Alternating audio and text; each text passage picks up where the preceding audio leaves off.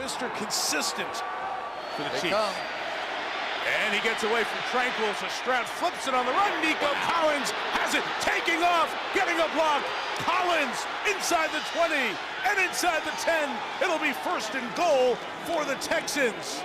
3rd and goal. Chiefs bring in 5. Stroud, Marks walks it in. Touchdown, Houston. Pressure came. Nobody went with Woody Marks. 3rd touchdown catch of the year. Mahomes just 58 passing yards in the first half.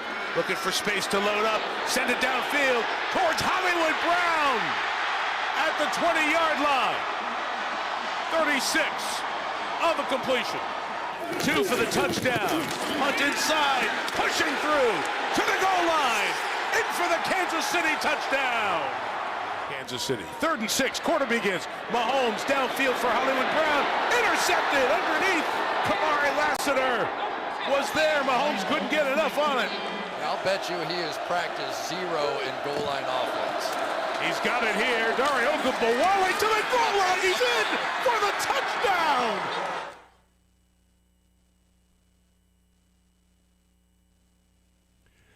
All right, a Monday edition of The Zone right here on Sports Radio 810 WHB. Jason Anderson with you, Sterling Holmes, Michael Darcy heading up until 2 o'clock. The next 4 hours we've got you. Number of things to get into today that we will talk about. The Kansas City Chiefs lose to the Houston Texans. It is the same theme, same song, different day for the Chiefs. Different Monday, but the same conversation that we have been having for far too long this season for the Chiefs. And that is why they are in the position that they are. 913-3810810 is the phone number to be a part of the show. 913-3810810. Phone lines open. Your thoughts on the game. 913-912-4810 is the text line to be a part of the show. Your thoughts on the game that way as well. Jason Anderson, Sterling Holmes, Michael Darcy. We'll talk with Field Yates coming up at 11:30. We will hang out with Mick Schaefer at 1 o'clock. We got Learn Funniest Best. We'll hear from Andy Reid at about 12:30 or so. We'll hear from the different Chiefs players / quarterback coach as well. We'll get into all of those things. 913-3810810. But the Chiefs do lose to the Houston Texans. You know what I've learned? What have you learned? I'll tell you what I learned. The Chiefs have not learned a single thing this year. Was that right? They've not learned a single thing. They do the same dumbassery throughout the entire year, and they have not changed. They are stubborn. They ran out of shotgun how many times? All of the times but one. All of the time they ran. Is that good or bad? Well, clearly not good, but Andy for some reason thinks, hey, what if we keep doing it? They won't know. They know we can't run out of shotgun, so what if we trick them? They know we can't, so now we are going to do it. The only reason why they scored a touchdown was Kareem Hunt had a Herculean effort. It was a dumbass call yet again. I don't know how on 4th down and 1 that you run a slow developing play out of shotgun. That's just, see, the thing is those are symptoms of the bigger issue in this team. I mean, those are symptoms. The drops, symptoms, the decisions, symptoms, the inability to have playmakers make plays. A lot of these are symptoms of what this overall season has been, which is the culmination of decisions along the way. But also, you know what? Reality is what they are right now. They're a 6-7 team, and that's what they are. Yeah. It's not a 6-7 team that should be better than what the record says they are.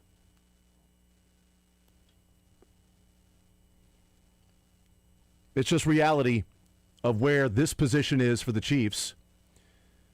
It's been 5 games in a row now that we've talked about what a crucial game this is. A season-defining game for the Chiefs. 5 consecutive games. And the only time they came away with a victory is when they were down 11 in the 4th quarter and had to play perfect football to come back and win that game. They did. They are technically still alive for the playoffs. They haven't been mathematically eliminated, but they are pretty close to being mathematically eliminated. They have no choice but to win out the rest of the way, and they need help. They need help by other teams, including the Eagles tonight, the Cowboys in a couple of weeks. They need help by the Seattle Seahawks and the San Francisco 49ers. They need help along the way with a number of different teams that the Chiefs no longer control their own destiny. When, if you had won last night, you make a strong case that, you don't technically control your own destiny, but if you went out those last 4 games, 11-6 is going to get you into the postseason. 10-7 may get you there, but again, you need a lot of things to go your way in the game. The biggest takeaway last night, and there are a lot of things to come away from that. There's so many different angles to this particular game for the Chiefs. But obviously, the main thing that has been talked about was the game-changing decision that was made in the second half, in the fourth quarter, by Andy Reid, 4th and 1 at your own 31-yard line. Went shotgun again. Mm-hmm. I want to talk about the decision first. We can get into the play call in a second, because I think that's part of it as well. But the decision first and foremost. You're at your own 31. It's a tied game, 10-10. Your defense is absolutely dominant. Yeah. Your defense has gone 4 straight 3-and-outs to be in a position where you're tied 10-10. Your offense has struggled throughout the game. Any points that you had, even those drives that resulted in a touchdown and a field goal, did not feel like it was just smooth. Correct. All right, you needed a 4th down conversion at the goal line to score your touchdown. On a bad play call, and again, because Kareem Hunt has tree trunks for legs.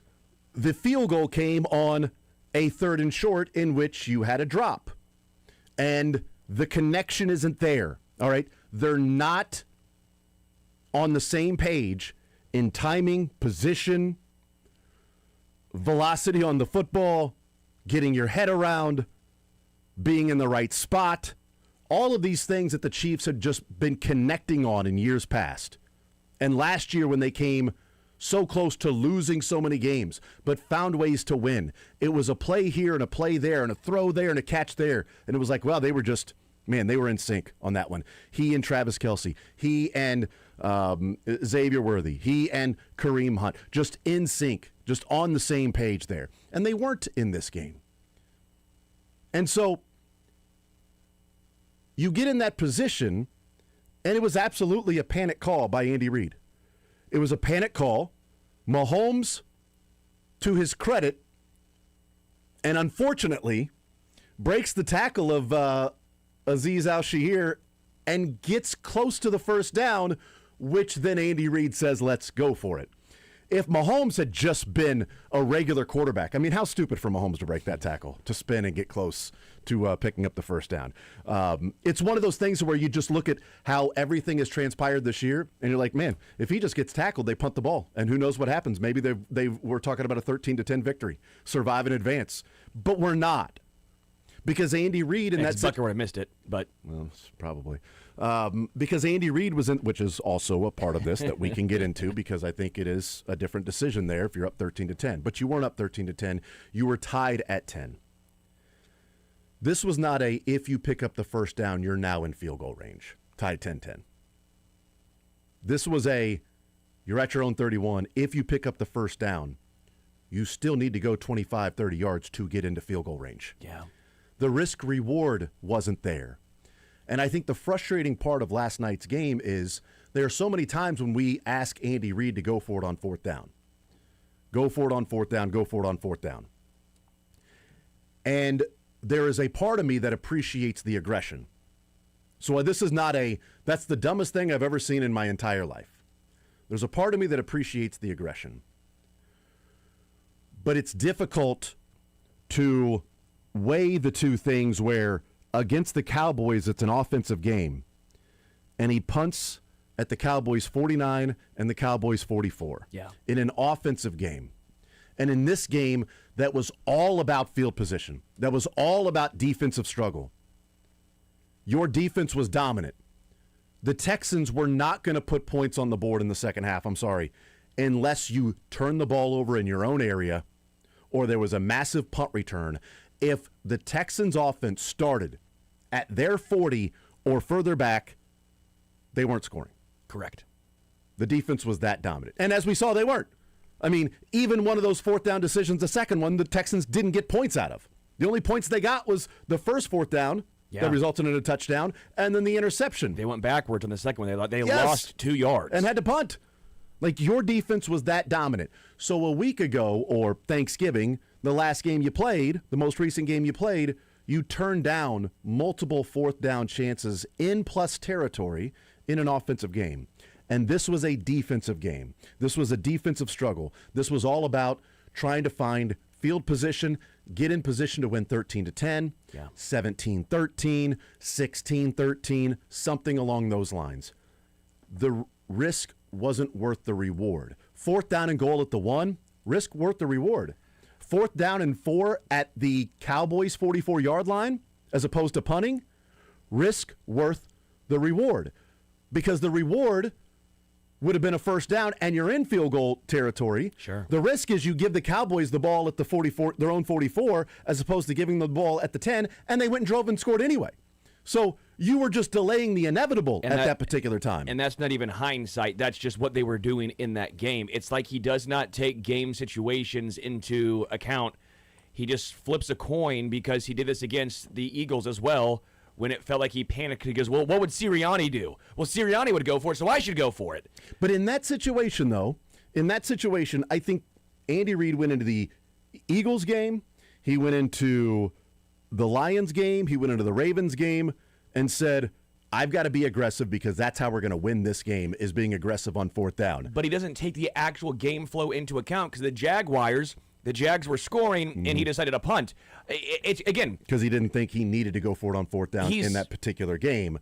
This is one to where he didn't need to go for it on fourth down in this particular game. It's where you sort of struggle with go for it on fourth down more often.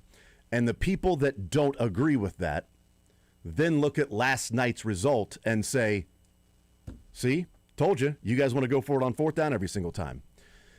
And it's not just, this is where what Cynthia Freeland said a couple of years ago about analytics and going for it on fourth down is the description I'll use forever because it was brilliant.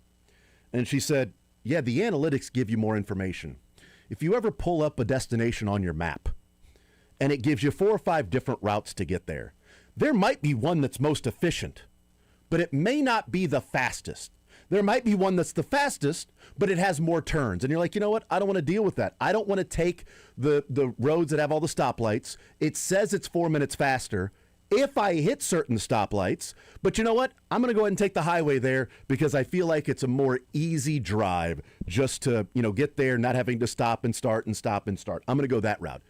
Analytics gives you options with more information. You pull up the destination on your map. There are 4 or 5 different ways to get there, and you choose what's best for you in the moment. Yeah. If we're running behind, I need the fastest possible route to get there. And in the moment, analytics say, boom, by going for it, it gave you a higher percentage of if you got it versus not getting it, of winning the game. Like, analytics says go for it there. But in that position, analytics isn't taking into account what the defense had been doing. Analytics isn't looking at it and going, well, the defense is dominant. The Texans can't do anything. They've got no answer for the pressure package that Spagnuolo is bringing. Yeah. No answer whatsoever. They're not even offering a half answer, let alone answering and show your work. They're giving nothing there in being able to figure that out. It felt like a panic move at the time. And it was it was the angel and the devil on the shoulder for me. And I was going, what are they doing? Like, you got to punt this away. It sucks that you're close. Punt this away. And then the devil was like, hell yeah, go for it, Andy. Bleep that. Go for it. Be aggressive. About damn time. Be aggressive. And then the angel was like, but they're going to go shotgun with Hollywood Brown in the backfield. See, and the devil was like, I don't give a bleep. Go for it, baby. Woo! Leroy Jenkins. See, this is the route conversation again, and the Chiefs always choose the hardest one.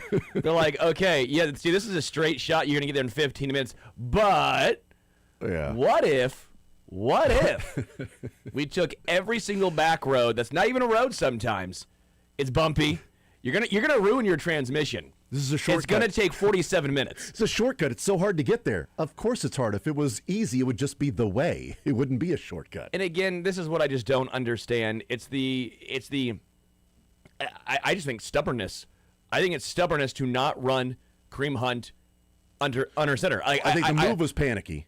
I think the move was, the decision was panicky, but then the play call was. I think it's a microcosm again of he has to be the smartest guy at all times. At all times. I'm not saying fire Andy. Love Andy Reid. By the way, just take out the "I'm not saying" part and clip that. Yeah, please don't. I'm not. Don't do that. I'm just joking. Please don't. I'm just joking. Don't do that.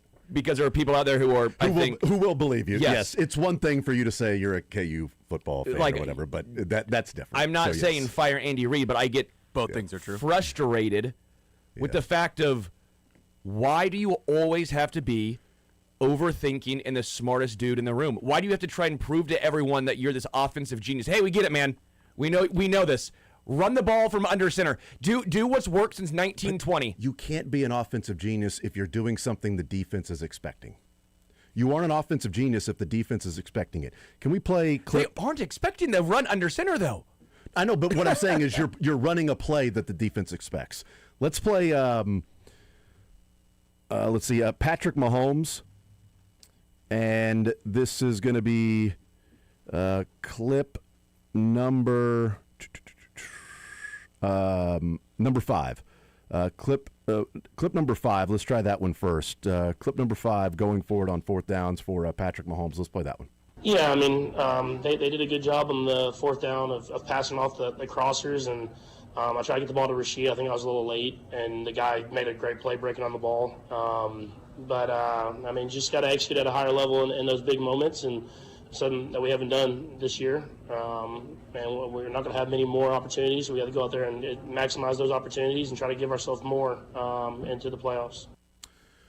So the alignment had Kareem Hunt lined up as a tight end to the left, Hollywood Brown in the backfield motioning to the running back and then going to the right at the snap.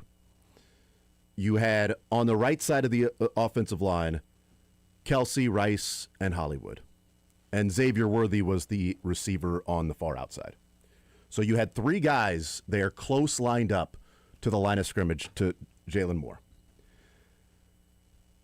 Hollywood goes in motion, and then they snap the ball, and number 34, I don't know who he is, doesn't matter, who's following Hollywood, shows they're in man-to-man.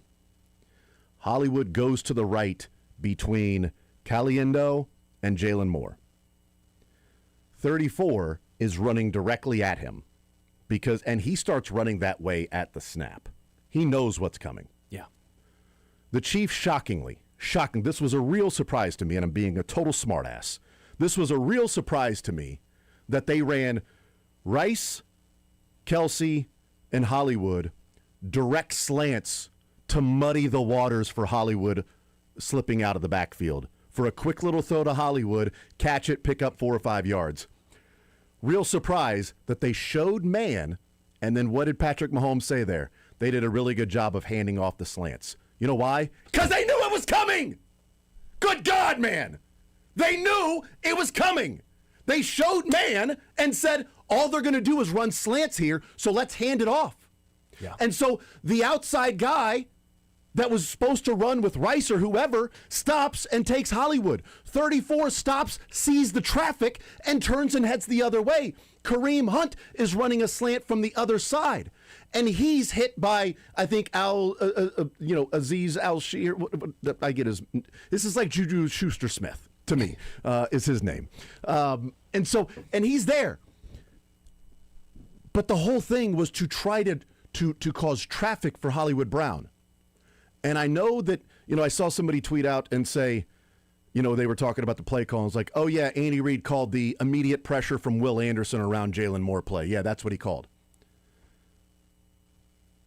The problem with that analysis is when Kareem Hunt is in the backfield versus Hollywood Brown in the backfield, what's the different mindset for Will Anderson? Kareem Hunt in the background, Will Anderson is saying, I've got to play a run fit here. Yes. Because Kareem Hunt is a great short yardage situation. You know what I can't do? Immediately sprint around Jalen Moore to get to the quarterback if Kareem Hunt is in the backfield. Hollywood Brown in the backfield means Will Anderson's going, they ain't handing it to Hollywood Brown. This is a pass. I can take my regular pass rep as if this is an obvious passing situation. I'm going around Jalen Moore. I'm beating him quickly. And you know what that did? It put him in Mahomes' face immediately where he couldn't throw it to Hollywood. So now Hollywood is out. But because the original play was to Hollywood, Mahomes doesn't see Juju wide open over the middle because nobody took Juju because they were expecting the muddied waters. So they handed Juju off 7 yards down the field.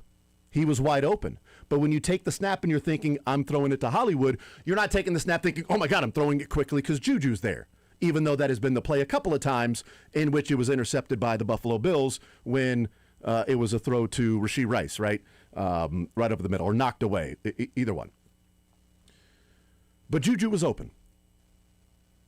Travis Kelce was open. Will Anderson had pressure in his face immediately. Yeah. The issue when we talk about Kareem Hunt in the backfield, it's not only just simply handing it off. You change what Will Anderson does. He can't just full bore go after Patrick Mahomes and beat Jalen Moore around the edge because Kareem Hunt can slip right between the tackle and the guard and pick up the first down.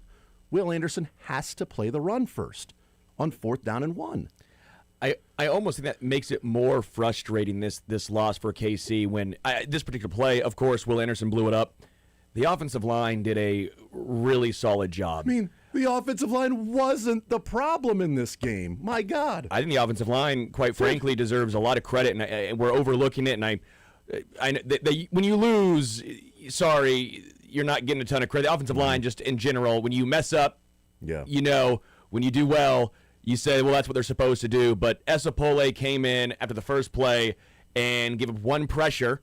Amazing in the entire game, which gives you a lot of confidence going forward. Daniil Hunter looked like Dana or Amenahue in the game. Which also, by the way, what is the Chiefs' outlook of identifying offensive line help when they said, yeah, we can release him and let him go to the Jets and then have to bring him back? Or even say, going into this game, yeah, we think Wanya Morris is the guy over him. So I do think there's a case of, okay, they got it right with Esapole, but it took them a long time to get to this spot. There's some things I wrote down too. So okay, yes, I'm glad we're on the same page there. 100%. Caliendo wasn't great, but again, this is the best defensive line, best defense in the entire NFL. I think the offensive line did their job. Mm-hmm. So that almost made this loss harder to handle. Yeah. Of the aspect of the game that we thought that the Chiefs were going to get dominated in, the trenches. They won the trenches. 100%. I think even their defensive line had their best game of the season. They sacked a quarterback last night. They hadn't done it since the first quarter against Bo Nix. The first drive of the Broncos game was the last sack that they had. They sacked him. Now, one of those sacks resulted in a 3rd and 17 in which he threw to an open Higgins, which might have been the biggest play of the game.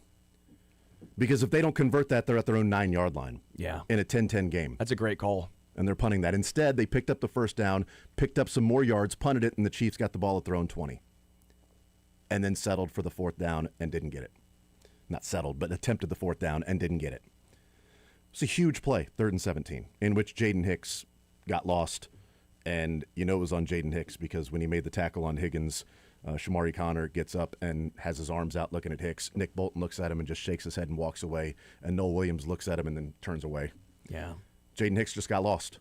He was on Jaden Higgins, and he just got lost running after him for some reason. He was running towards Higgins, and then he slowed down and looked back at C.J. Stroud. And when that happened, Higgins cuts inside, and then Jaden Hicks turns back around. Oh, whoops, and now he's got to stop and turn directions to go there. And that's why it looked like, how was he so late getting there? Because he didn't do his job on the play. 10 guys did. Yeah. One guy didn't. And left a 17-yard reception on one of the biggest plays. You do your 1 of 11, you find a way to win the game. But multiple times, and the defense was not the issue in this game, okay? Yeah. So I can say, like, that might have been the biggest play of the game is him converting 3rd and 17. There were a lot of big plays. Offensively didn't come through when they had to come through. 4th down and 1 decision, all of those things. There were a lot of big plays in this game that some did and some did not go the Chiefs' favor because 4th and 1 at the goal line was a big play, and they scored a touchdown out of it. That was a 7-point play. It's a pretty big play. Okay, so they did get some big plays to go in their favor. They had some that didn't, and they had decisions that didn't, and it felt like this entire game was a microcosm of the season. Yes. You're close, but you can't come away with it. You have drop passes, 4th down decisions, penalties in inopportune times, whether real or not, penalties in inopportune times, and the difference is, like I tweeted out in the second quarter after the holding penalty that resulted in a first down. That was the only touchdown drive for the Texans that was an actual drive. Yeah. That 3rd down stop hold, that wasn't a hold.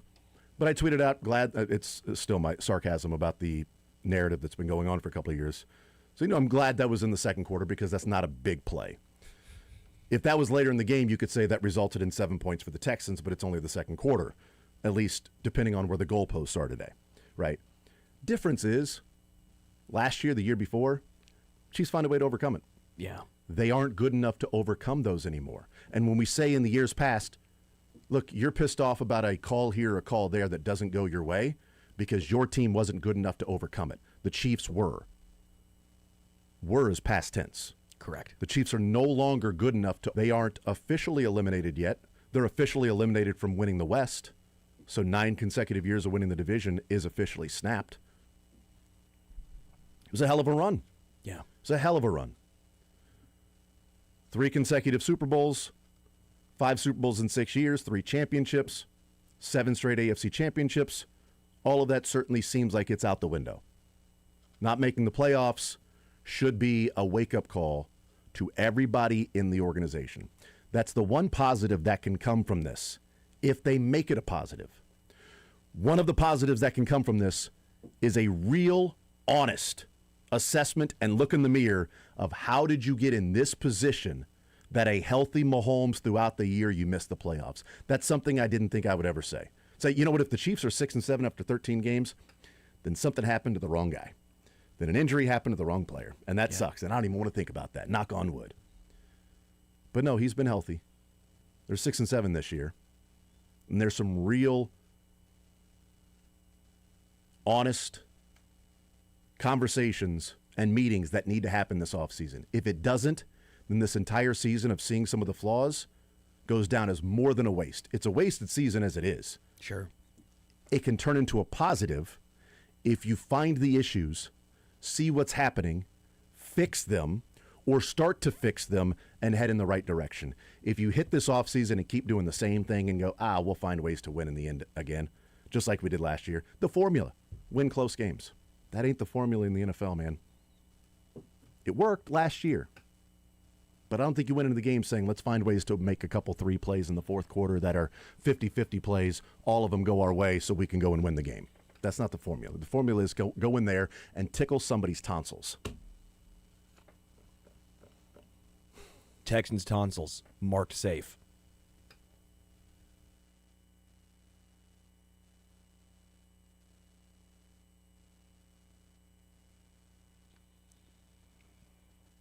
Hey, Missouri, if you've not heard by now, I don't know, you maybe have been on vacation, you've lived in a cave, you actually might be under a rock like Patrick in SpongeBob, because FanDuel Sportsbook is now live in the Show Me State. They are kicking things off with an offer that is extremely tough to beat. Right now, new customers can bet $5 and get $300 in bonus bets, win or lose. I mean, that's just insane. $5, $300 in bonus bets, win or lose. If you've been following me, you've been losing a lot. So this would be good for you, right? The Sterling Stamp has been horrible. If you fade the Sterling Stamp right now, I think you're 6-0. If you've gone with me, yeah, I think you're 0-6. I'm sorry, guys. The Sterling Stamp's not working. All the games that I go, I don't have a good feel for, but I'm still going to have some fun with. I do it on FanDuel. I get all those right. The ones I feel, oh yeah, I'm confident. Let's roll, baby. Sterling Stamp it. Horrible. So start fading those probably. Sorry. That's not my fault. I mean, it is, but still. Whether it's football, basketball, hockey, or more, you can bet it all on an app that's safe, secure, and super easy to use. So download FanDuel today or head to FanDuel.com/Missouri to join the excitement. Because Missouri, it's time to play your game with FanDuel. 21 plus and present in Missouri. Gambling problem? Call 1-800-GAMBLER. First online real money wager only. $5 first deposit required. Bonus issued as non-withdrawable bonus bets that expire 7 days after receipt. Restrictions apply. See terms at sportsbook.fanduel.com.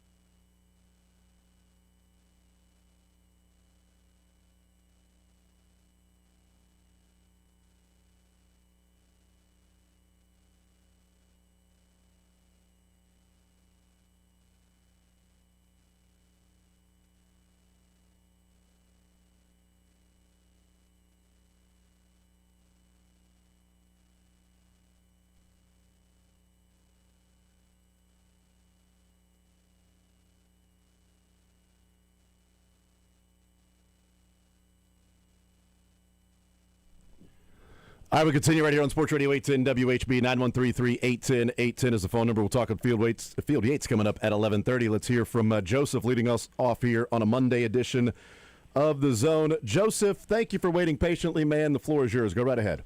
Well, that's quite all right. I appreciate you guys taking my call, and Yeah. thank you for letting me know you guys were going to get to me. All good, man. All good. Sterling wouldn't stop talking. I don't get it. It was probably my fault to an extent. Well, you know what? You guys, I value you guys' opinions, or I wouldn't listen to your show.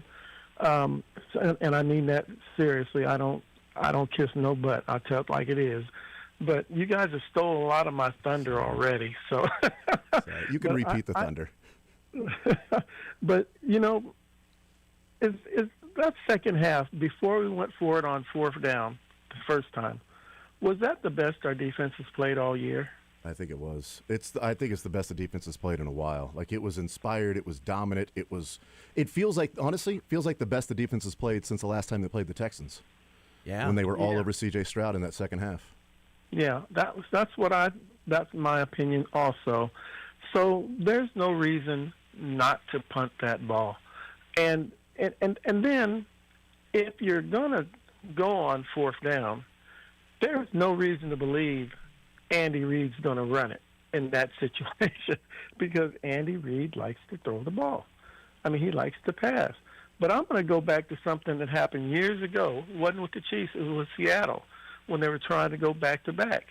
And they had it something like third and goal at the 1 yard line or the 2 yard line, and the coach had to be the smartest person on the planet.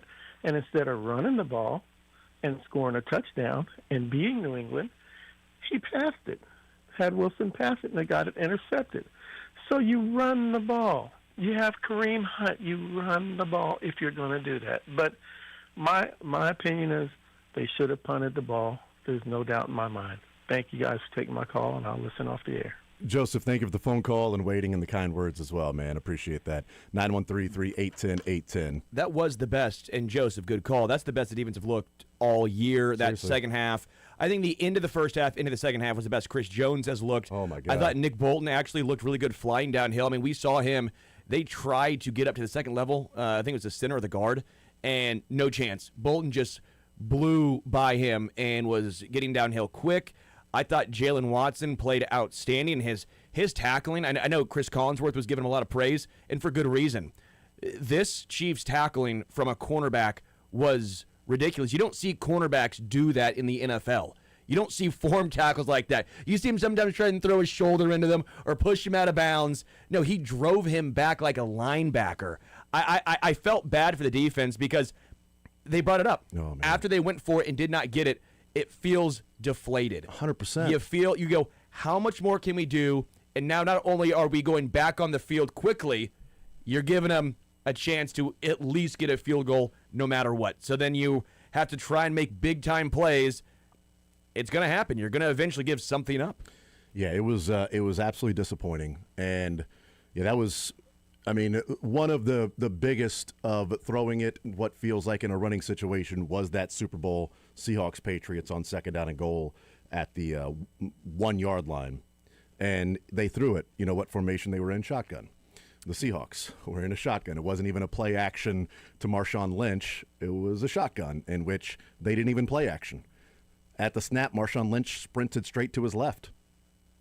I mean, it was like as soon as the snap hit, the Patriots didn't have to worry about a run at all. And that just makes no sense in that situation. And it made no sense in this one, too. And it's disappointing. And as I've said, in the moment, I'm not going to lie here. In the moment, I'm like, I think they should punt the ball. But bleep yeah, go for it. Be aggressive. Again, that's where it goes back and forth. And it's like my emotions in the middle of a game as a fan is not the correct way to coach a team throughout the course of that when you're supposed to have the feel of those things. Yeah. And when they brought out the shotgun formation with Hollywood, I thought, oh, my God, please try to draw them off sides. It's like, please draw them off sides. I thought that's what they were going to do. Because why? Collinsworth thought no chance they were going to snap that ball and thought it was all going to be a hard count. I couldn't believe they snapped it. And when they did, I'm like, oh, my God. And Will Anderson immediately just around the corner. I'm like, oh, this is toast. Yeah. And then you see the play again on the All-22, and it makes it even more disappointing because the Texans knew exactly what they were doing. They showed man, and then at the snap, they handed off the slants that were really just there to cause traffic so that Hollywood Brown can sneak out of the backfield and catch the ball and pick up the first down. But he can't do it if Mahomes takes the snap. And by the time Hollywood turns his head, Will Anderson is right there. So Mahomes has to slide and get up in the pocket, and then that's when he sees Rashee Rice. But, I mean, again, it changes the pass rush from Will Anderson when there's nobody in the backfield that's going to run the ball. He knows I can just sprint off the line and get after Pat. Yeah, you and I are very close. Thank you. I agree with that. I think we're friends. The smart side of me said, punt the ball, what are you doing? But then the part of me that had a lot of neutrals to get through the game said, yeah, go for it, baby. Bleep, yeah. Tickle their tonsils, Andy.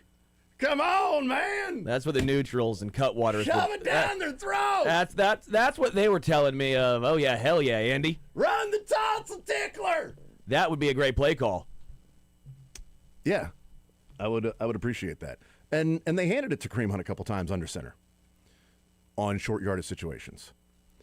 But in that, I just it's frustrating because there's nothing at this point that tells you they can turn this around and win the final 4 games of the season.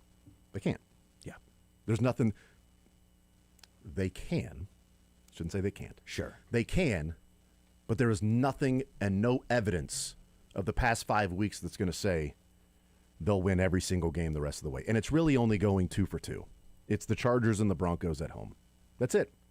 But even if that happens, you need lots of help. Mainly the Chargers. Because the Colts, I think, are going to lose out. But you're behind the Bills, the Chargers, and the Texans for the playoffs.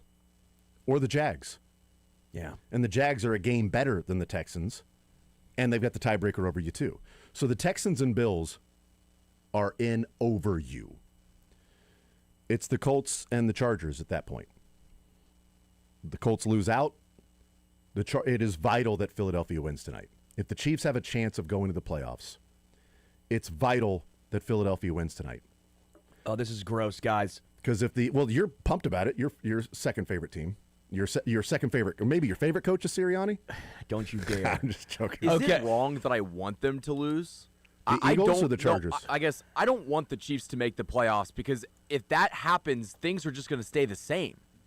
You're not going to learn anything if you squeak into the playoffs at 10-7. Especially if you win a couple of games and you find yourself in the AFC Championship game. We how did this team win 6 games in a row to get to this spot to be playing in New England? Bring Charles Omenihu back. Wouldn't be in New England because if New England's the number 1 seed. Well, maybe New England or Denver. Who knows?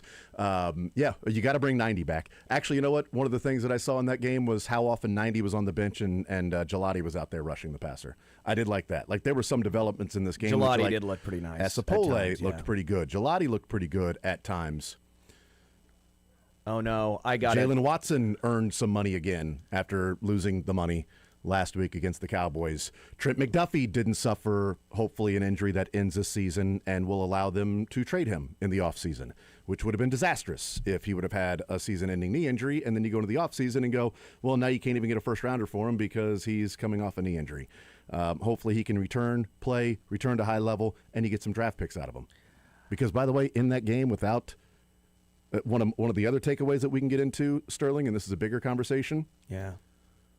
What's been a better situation for the Chiefs this year? McDuffie in coverage and not putting pressure on C.J. Stroud, or a quarterback, I should say, or Noel Williams and Jalen Wilson out there covering, and you're all over the quarterback. That one. Yeah. So maybe paying a cornerback without being able to rush the passer at all maybe isn't the right move for this team. Maybe paying middle linebackers and guards isn't the smart move moving forward. But maybe you found a right tackle in Sapole, and Jalen Moore can continue to be the swing tackle, and you can move forward to the next 5 years, maybe longer, at least 4 years, with Sapole and Josh Simmons as cheap tackles. And you can take that money and put it elsewhere, like in defensive ends or number 1 wide receivers, or draft a number 1 wide receiver, or draft a number 1 tight end, because that has to happen too. Yeah. And anybody that says this team is set at wide receiver, Rashee Rice has proven he is not a number one. Correct. And he's not close to being a number one. He's not. It was like, is he a high end two? Maybe. No, he's not. He's not a high end two. He's not close to being a number one. We'll take a timeout. We'll come back. We'll continue rolling, and we'll talk with Field Yates coming up at 11:30. More Zone next.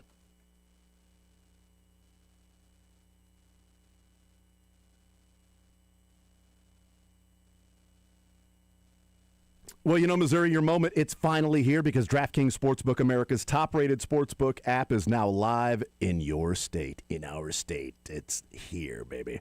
Now you can make every game even more exciting with same-game parlays, money lines, props, and more, all from your phone, all safe, secure, and easy to use. Missouri fans know that game day, the tailgates, the noise, the passion. Now with DraftKings Sportsbook, you can bring that same energy to every snap, every touchdown, every single win. And right now, new Missouri customers can bet $5 and get $300 in bonus bets instantly. No waiting, no nonsense, just pure action powered by America's top-rated sportsbook app. Download the DraftKings Sportsbook app and use code 810WHB. New Missouri customers bet $5, get $300 in bonus bets instantly. That's code 810WHB. The crown is yours in partnership with DraftKings Sportsbook. Gambling problem? Call 1-800-GAMBLER. 21 plus. Physically present in Missouri. Eligibility and restrictions apply. Terms at DraftKings.com/sportsbook. Bonus bets expire 7 days after issuance. For additional terms and responsible gaming resources, see sportsbook.draftkings.com/promos.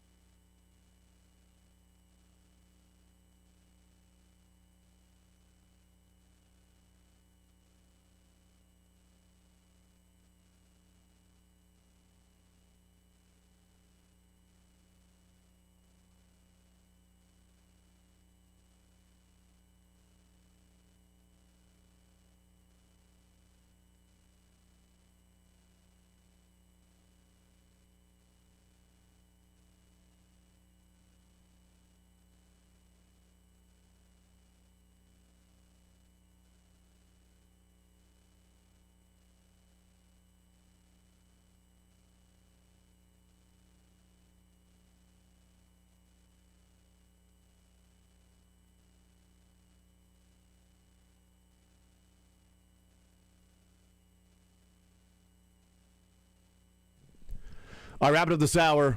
Top of the next hour, we'll get back to your phone calls, 913-381-810. Sterling and I have weighed in on a lot of different things here from what we saw from the game, and let you weigh in before we talk with Field Yates. We have to apparently root for the Eagles tonight. I'm wearing Timberlands. I'm going to get a cheesesteak. I'm going to call everything a John. I'm going to wear my Sixers. I'm going to wear a Sixers jersey. I'm going to have to wear that, put that John on. I guess I'm going to listen to Meek Mill tonight. I don't know. Yeah, sure. Motown Philly back again. Go hang out with Frank Bowl, a little Villanova action for you. You know? I guess. Whatever you need. But yeah, it's pretty crucial that Philadelphia wins tonight. Big Charlie Saloon, at least. To put the Chargers at 8-5, that means the Chiefs would only be 2 games behind the Chargers. And if they beat the Chargers, they would be 1 game behind the Chargers. And then all they would need is the Chargers to lose 2 more games after that. Easy.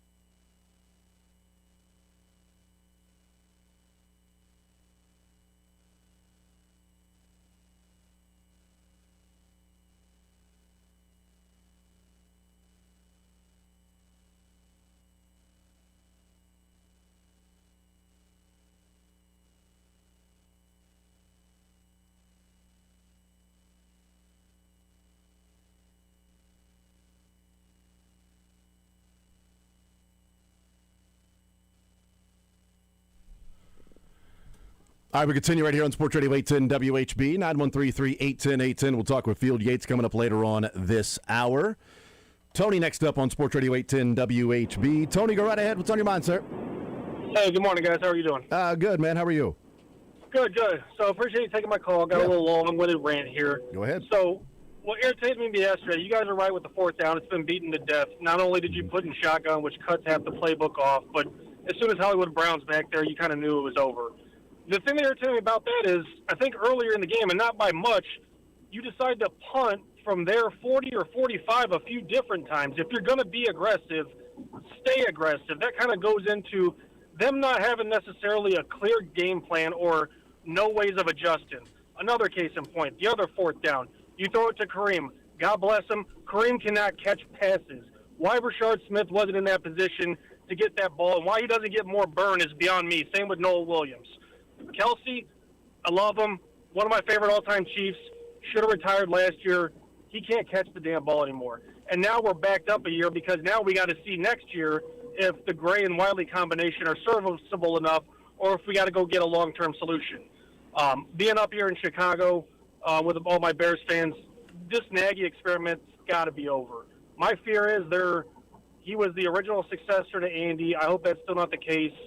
I don't know who's calling plays. He's calling plays. Andy's calling plays. This dynamic needs to go. We're soft, no accountability, too comfortable. If the game plan from the jump does not work, 9 times out of 10, this man does not know how to adjust. And again, time and time again, and correct me if I'm wrong, he does not – the players have to fit the system. They do not have a system to fit the players, and that's what's biting us completely over and over again. Super frustrating. Maybe it's time we really need to evaluate if – the roster is what we think it is. Is Jaden Hicks just meh, right? Is half the D-line needs to go. Amenahue, you guys have said it before, Dana can go as well. We have 2 All-Pros along the offensive line, and when we do decide to run, we're not running behind them. So that's all I got. I'd love to hear responses. If I don't call it again, have a good Christmas, everybody. Go Chiefs. Yeah, you too, man. Tony, I appreciate the phone call, 913-381-0810. Look, I think there's going to be tons of frustration coming out of this. I think everything has to be examined after the season is over. If they don't make the playoffs, everything has to be examined. Yeah. The Matt Nagy experience or experiment, the only issue I have with Matt Nagy is the fact that he's not a new voice with Andy Reid. That's it. Because he doesn't what's he doing? Like, he didn't make the decision to go for it on fourth down. He didn't call the shotgun play on, fourth down. It's Andy Reid's offense. Andy Reid calls the plays. Now, Matt Nagy's part of the game plan, putting things together and things like that. I think there needs to be a fresh voice around the coaching staff. Because while there's been a brain drain in the front office, what have they done? They've hired from within. So you get a job with the Chiefs, you work your way up, work your way up, work your way up, work your way up, which nothing wrong with that. I get it. But when you get all the way up to the top or a real position of influence, you've only learned from the people around you in the organization. There's no outside tentacles to draw from. And with the Chiefs and their coaching staff, it's hire from within, promote, and now you're in that position, and there's nothing else to draw from different areas that you worked in, and you said, oh, we can take this, we can take that, ooh, this was a nice thing over there. Like, they live in their bubble, and they said, she wore a crown and she came down in a bubble, Doug. All right, they're in this bubble. That's what they're in. And the outside voice, I think, is needed from time to time, which is, did Shieldhouse get the Iowa State job? Well, I don't remember. And to me, it feels like they're terrified to challenge Andy. To me, it feels like 100%. They are scared to challenge Andy, as evidenced by the fact that minor thing, but still stands out, and we joke about it. It's GEHA Field, right? Yeah. In his pressers. He went from saying GEH to now just GH. If no one's going to correct him on that, I know it seems so minor. You think people are going to say, hey, Andy, bad game plan. Run from under center. Hey, Andy, stop putting Hollywood Brown back there. That's a dumb call. Don't do that. You think they're doing that? No, they say, no. Okay, go ahead, Andy. Good call. No, you got to switch it up, man. And again, I don't think Matt Nagy's the biggest issue. Like, I think there's a lot more issues than Nagy. But it's almost like a hitting coach in baseball. It's like a pitching coach in baseball, an OC, a DC. sorry, you're kind of the first line of defense. When things go wrong, you're probably the guy who's getting fired. Fair or not, how much praise do you get when things go correct? It got him a job with the Bears, right? Fair or not, it got him a job with the Bears based on Andy's offense. Okay? Yeah. That's first and foremost. That's fair. But also when things go wrong, you're going to be the scapegoat. Fair or not, that comes with the territory.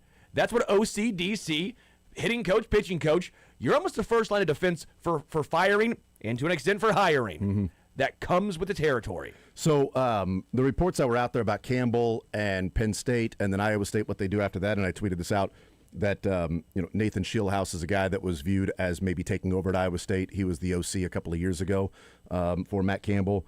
He is now the Rams pass game coordinator. And I tweeted this out when that came out. I said, look, if Matt Nagy took the Titans job, this is the guy I wanted the Chiefs to hire. If he's the head coach at Iowa State and takes the job, and then Matt Nagy takes the Titans job, you're not going to take him from head coach to then be OC.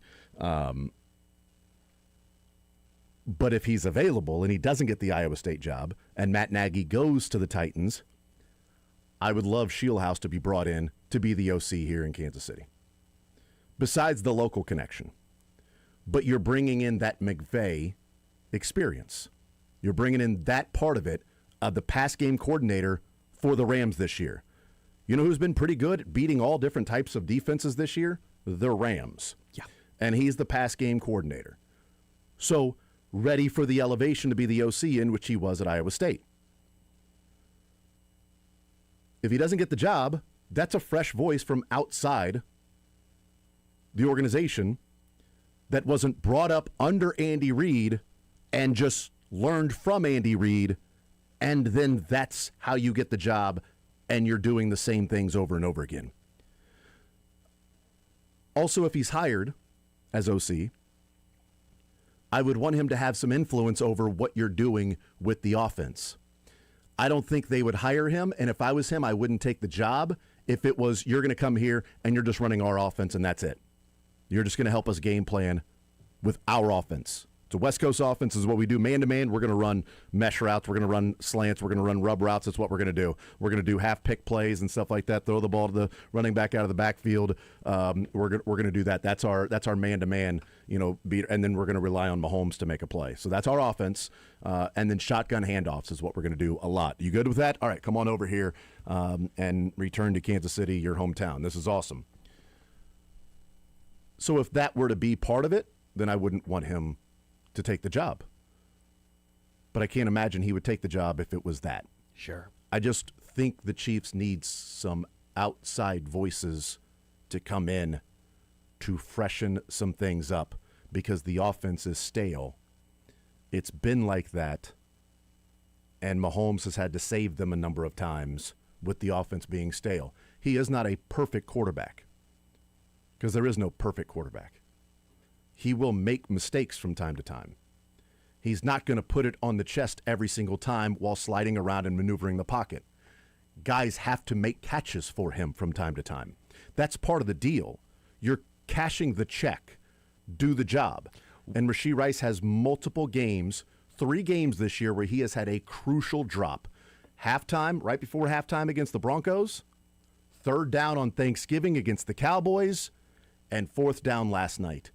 Those are massive drops in games in which you lost. Last night wasn't a possession game, but it was pretty much a possession game. Yeah. You lose all 3 of those games by 1 possession, except the field goal late for the Texans, which is great. It doesn't count as a one score loss. Yeah. Awesome. But those are massive drops in the game. Like, you can't do that. With those gloves, too? I know, right? And to act like Mahomes needs to throw it better on those. To act like Mahomes didn't throw a perfect spiral on that pass to Rashee Rice. Therefore, it's a little difficult for him to catch. It wasn't a perfect spiral thrown to him while he's falling forward and throwing the ball to you who is open. What happened to this receiving core that we all thought and at times looked really good? What happened to, is it scheme? Is it, hey, he missed 23 whatever it was, the amount of games he missed based on suspension and injury, and This is him just trying to work his way back. I'm not trying to make excuses for him, by the way. This is me thinking out loud here. You know, because part of me goes, well, Xavier Worthy looked good when he ran that intermediate route, but they never let him run those intermediate routes. When he had that 22-yard comeback route, I'm like, well, yeah, because that's what he's good at. You know what he's not good at? High pointing the ball or catching these deep balls. But yet they keep putting him in those situations. So is it scheme or is it player? Because the player also had a big drop. Rashee Rice had a huge drop, right? So that's not scheme. That's player. Like, I don't know where the disconnect is, but there clearly is one. At this point in the season, if you're not going to make the playoffs, I guess you want to see Jalen Royals. I've understood why you've not seen him to this point. I know some people are clamoring for him. He's more of a red shirt. That's basically what it was with this receiving core. And by the way, with Tyquan Thornton emerging the way he has this year, it had you put everyone down a peg, and Juju's going to be your blocking veteran guy, so I get it. So there was not room for Jalen Royals. At this point, though, see what he has. Can he be your Hollywood Brown next year? Can he be your Juju next year? Can he be your Tyquan Thornton next year? I mean, these are the things you now have to start thinking about, but that's what I come back to is it scheme or is it player? Because part of me thinks we were so high, and I think for good reason, on this receiving core.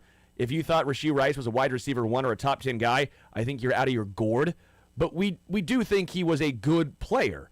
So where is the disconnect? It was a rough offseason. There's no getting around that. Because Boss is playing special teams, and that's it. And I don't know what role he would have on the defense, because I think unless you bring him in on third down passing situations for Nick Bolton, which will never happen because you're not going to have Nick Bolton off the field when you've got all these different audibles and checks and things like that. That's not going to happen unless you bring him on the field for Drew Tranquill, who I thought was fine last night. Yeah. Outside of losing contain on C.J. Stroud on a blitz one time. It was a rough play by Drew Tranquill. Other than that, I thought he was fine last night, which, by the way, that resulted in a conversion on third down with Tranquill blitzing off the edge and taking a sharp route, and C.J. Stroud just simply stepped to his right and ran and found somebody. Like, that can't happen. If you're blitzing from that spot, you've got to make sure he can't run to your right or run to your left and his right. Either way, what was the role for Bossa? Wasn't going to be one.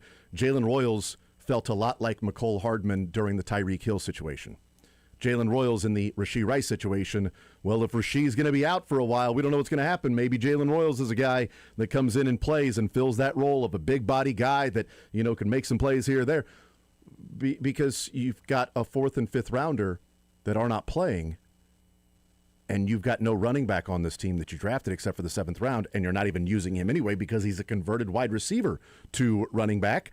And then when you do use him, it feels like you get something out of him. I mean, we got 7 yards. It was such a, I mean, the pace of Brashard Smith is just a different level than when you're watching Kareem Hunt and you're watching Isaiah Pacheco run into the back of his offensive lineman and get knocked on his knees by Travis Kelce's ass. Did you hear that? I got to pull up the quote. I tweeted it out. It was it's a great quote from Collinsworth, and I think it perfectly explains the Pacheco. Here we go. Pacheco runs hard right into Kelce for 3 yards. And I go, that's the perfect example of Pacheco. He runs hard directly into your own guys for 3 yards. He's a horse with blinders on, right? The horse with blinders so he doesn't see right or left, just look straight ahead. That's Pacheco has blinders on. He had a jump cut last night, which is a generic play that every running back in the NFL should have. Yes. And he did it, and you're like, oh, my God. Did you see that from, like... That was a quick win by the defensive. Sheldon Rankins won quickly, and Pacheco jump cut to his left and picked up like 5-6 yards. That was brilliant. It was 6 yards. It was 6 yards. He's got the vision of Ray Charles on the field. I mean, good God, man. They should paint the offensive lineman's ass on the field, and then that way he would run to the open grass. Because I'm convinced it's Wile E. Coyote right now. This is Looney Tunes, where they paint grass on the back of the Chiefs' offensive lineman players, and that's where he goes, open grass, and he runs right into the ass. So instead, paint the ass on the grass, and now Pacheco is going to do something. And by the way, to your point, it's not just the four. And now this is injuries. Chiefs' first rounder, not playing. Chiefs' second rounder, not playing. Chiefs' 4th rounder, not playing. Chiefs' 5th rounder, not playing. And you would think it's like, wow, the Chiefs roster in such good shape that they really don't need their rookies to come in and step in, except for you needed your first and second rounder to come in and play really well. Again, these are injuries, but the point remains. Agreed. 4 of your top 5 draft picks are not playing. Yeah. 4 of top 6 because Gelati and Noah Williams. Sorry, yes, playing, and they played well last night. Correct, they did. And Noah Williams had to come in and play out of necessity, and played well. Which brings the question yet again of why can he not see the field? Why can you not have him play with Jalen Watts on the outside, McDuffie in the slot, and then you don't put Shamari Connor in the slot? Thank you. Why? I don't get it. I don't understand it. But last night he had to play, which still required Shamari Connor and last night on 3rd and 17, Jordan Hicks in the slot.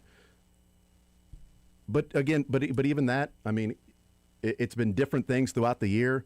If we're looking at it in a vacuum last night, like defensively, there isn't anything to take away and go, man, the defense, they should have done this or that or this or that. Like, they were so freaking good last night. They were dominant last night.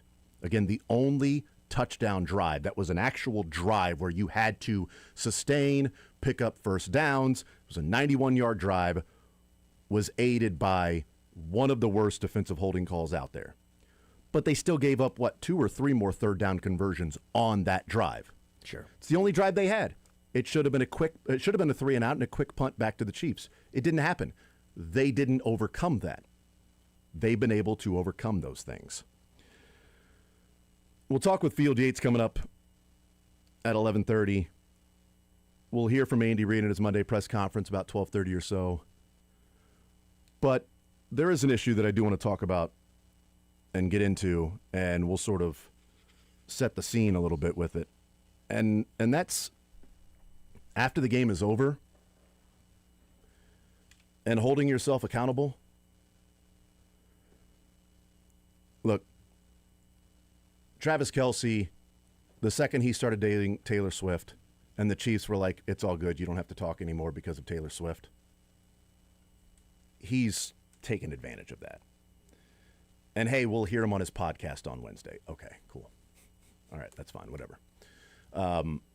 But in a game like this, for the everybody gotta eat crew to sneak out before the media gets in there is weak. It's such weak sauce, dude. Because here's the point. If Rashee Rice caught a game-winning touchdown, is he sneaking out of the locker room? Or is he standing there answering questions? Bring him on, baby. Come on. Oh, yeah. No, it was a great play. Oh, credit to Mahomes. Like, you know damn well if they won and one of those guys made a great play, they're sitting there getting the shine. And that's part of the deal, dude. It's also in your contract. But it's part of the deal. And leaving and sneaking out early so you don't have to answer questions is incredibly weak, and it shows a lack of leadership and a lack of accountability on this team. And on that defense, everybody is staying and talking.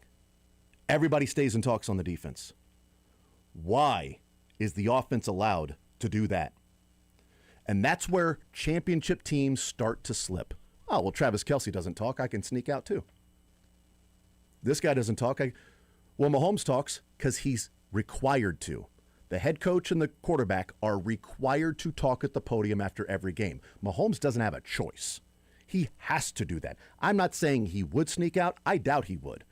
I think he would go to the podium every single game to talk because that's what a quarterback does, and Mahomes has always played that role of understanding what his job is on the team. Chris Jones does. Chris Jones does it as well. The defense does that. And I think it trickles down to the younger players that do that on the defense.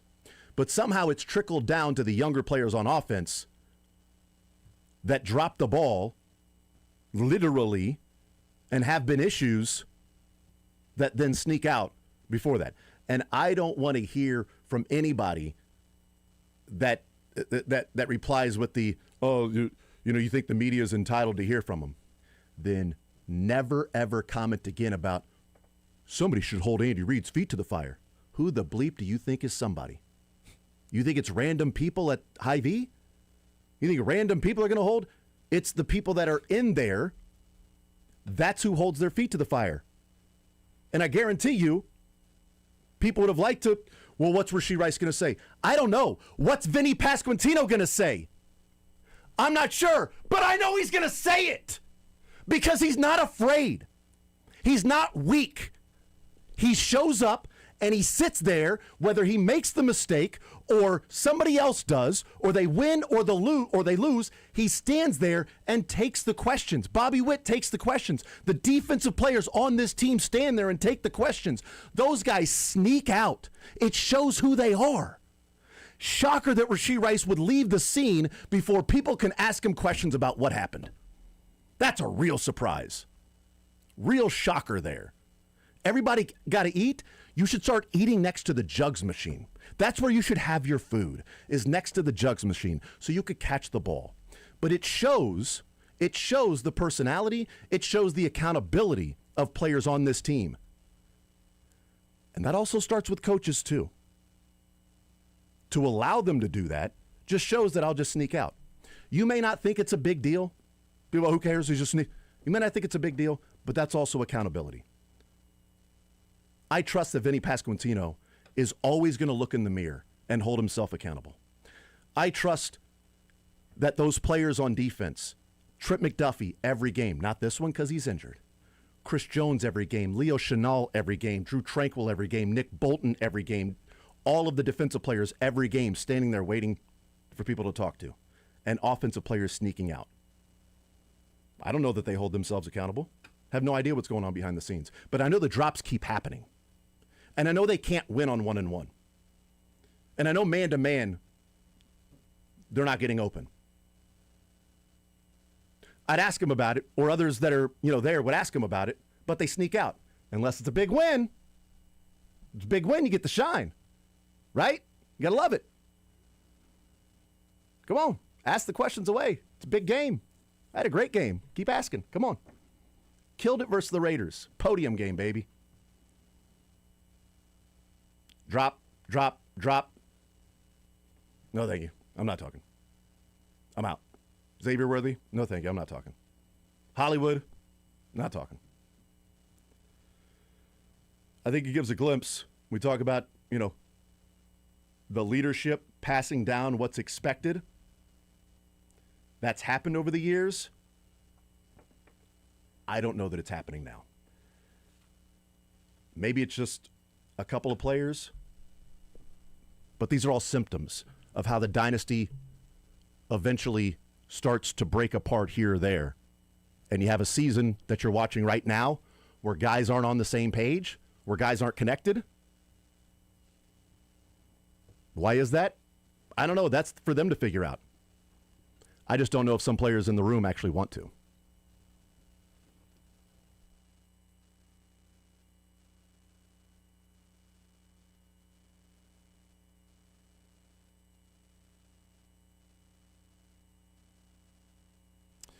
Hey, Missouri, your moment. It's finally here because DraftKings Sportsbook, America's top-rated sportsbook app, it's live in the state, baby. And now you can make every game even more exciting with same-game parlays, money lines, props, and more, all from your phone, all safe, secure, and easy to use.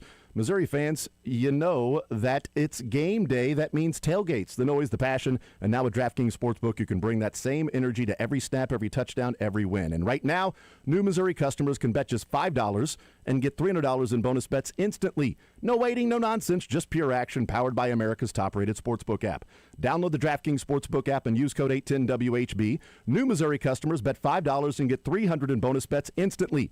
That's code 810WHB. The crown is yours in partnership with DraftKings Sportsbook. Gambling problem? Call 1-800-GAMBLER. 21 plus. Physically present in Missouri. Eligibility and restrictions apply. Terms at DraftKings.com/sportsbook. Bonus bets expire 7 days after issuance. For additional terms and responsible gaming resources, see sportsbook.draftkings.com/promos.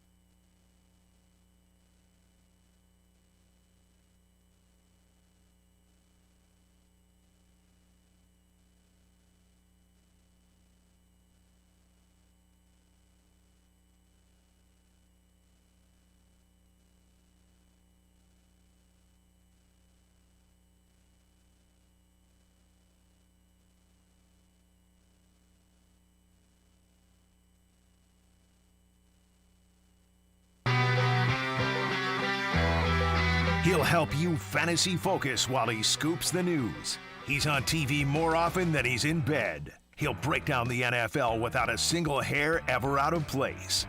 It's Field Yates of ESPN. Now in the zone with Jason Anderson on Sports Radio 810 WHB. All right, we continue right here on Sports Radio 810 WHB. Jason Anderson with you, Sterling Holmes, Michael Darcy. We'll hear from Andy Reid about an hour from now, Mick Schaefer in the 1 o'clock hour. Right now, let's talk with our NFL insider from ESPN. Joining us here in the zone, it is Field Yates. Field, I was thinking about, do we have you on, or do we just play like the conversation from the last 3 or 4 weeks on a Monday and just kind of repeat that again? Yeah, probably could have done that, saved ourselves the energy. Tough morning this morning, obviously, or tough day today, I should say.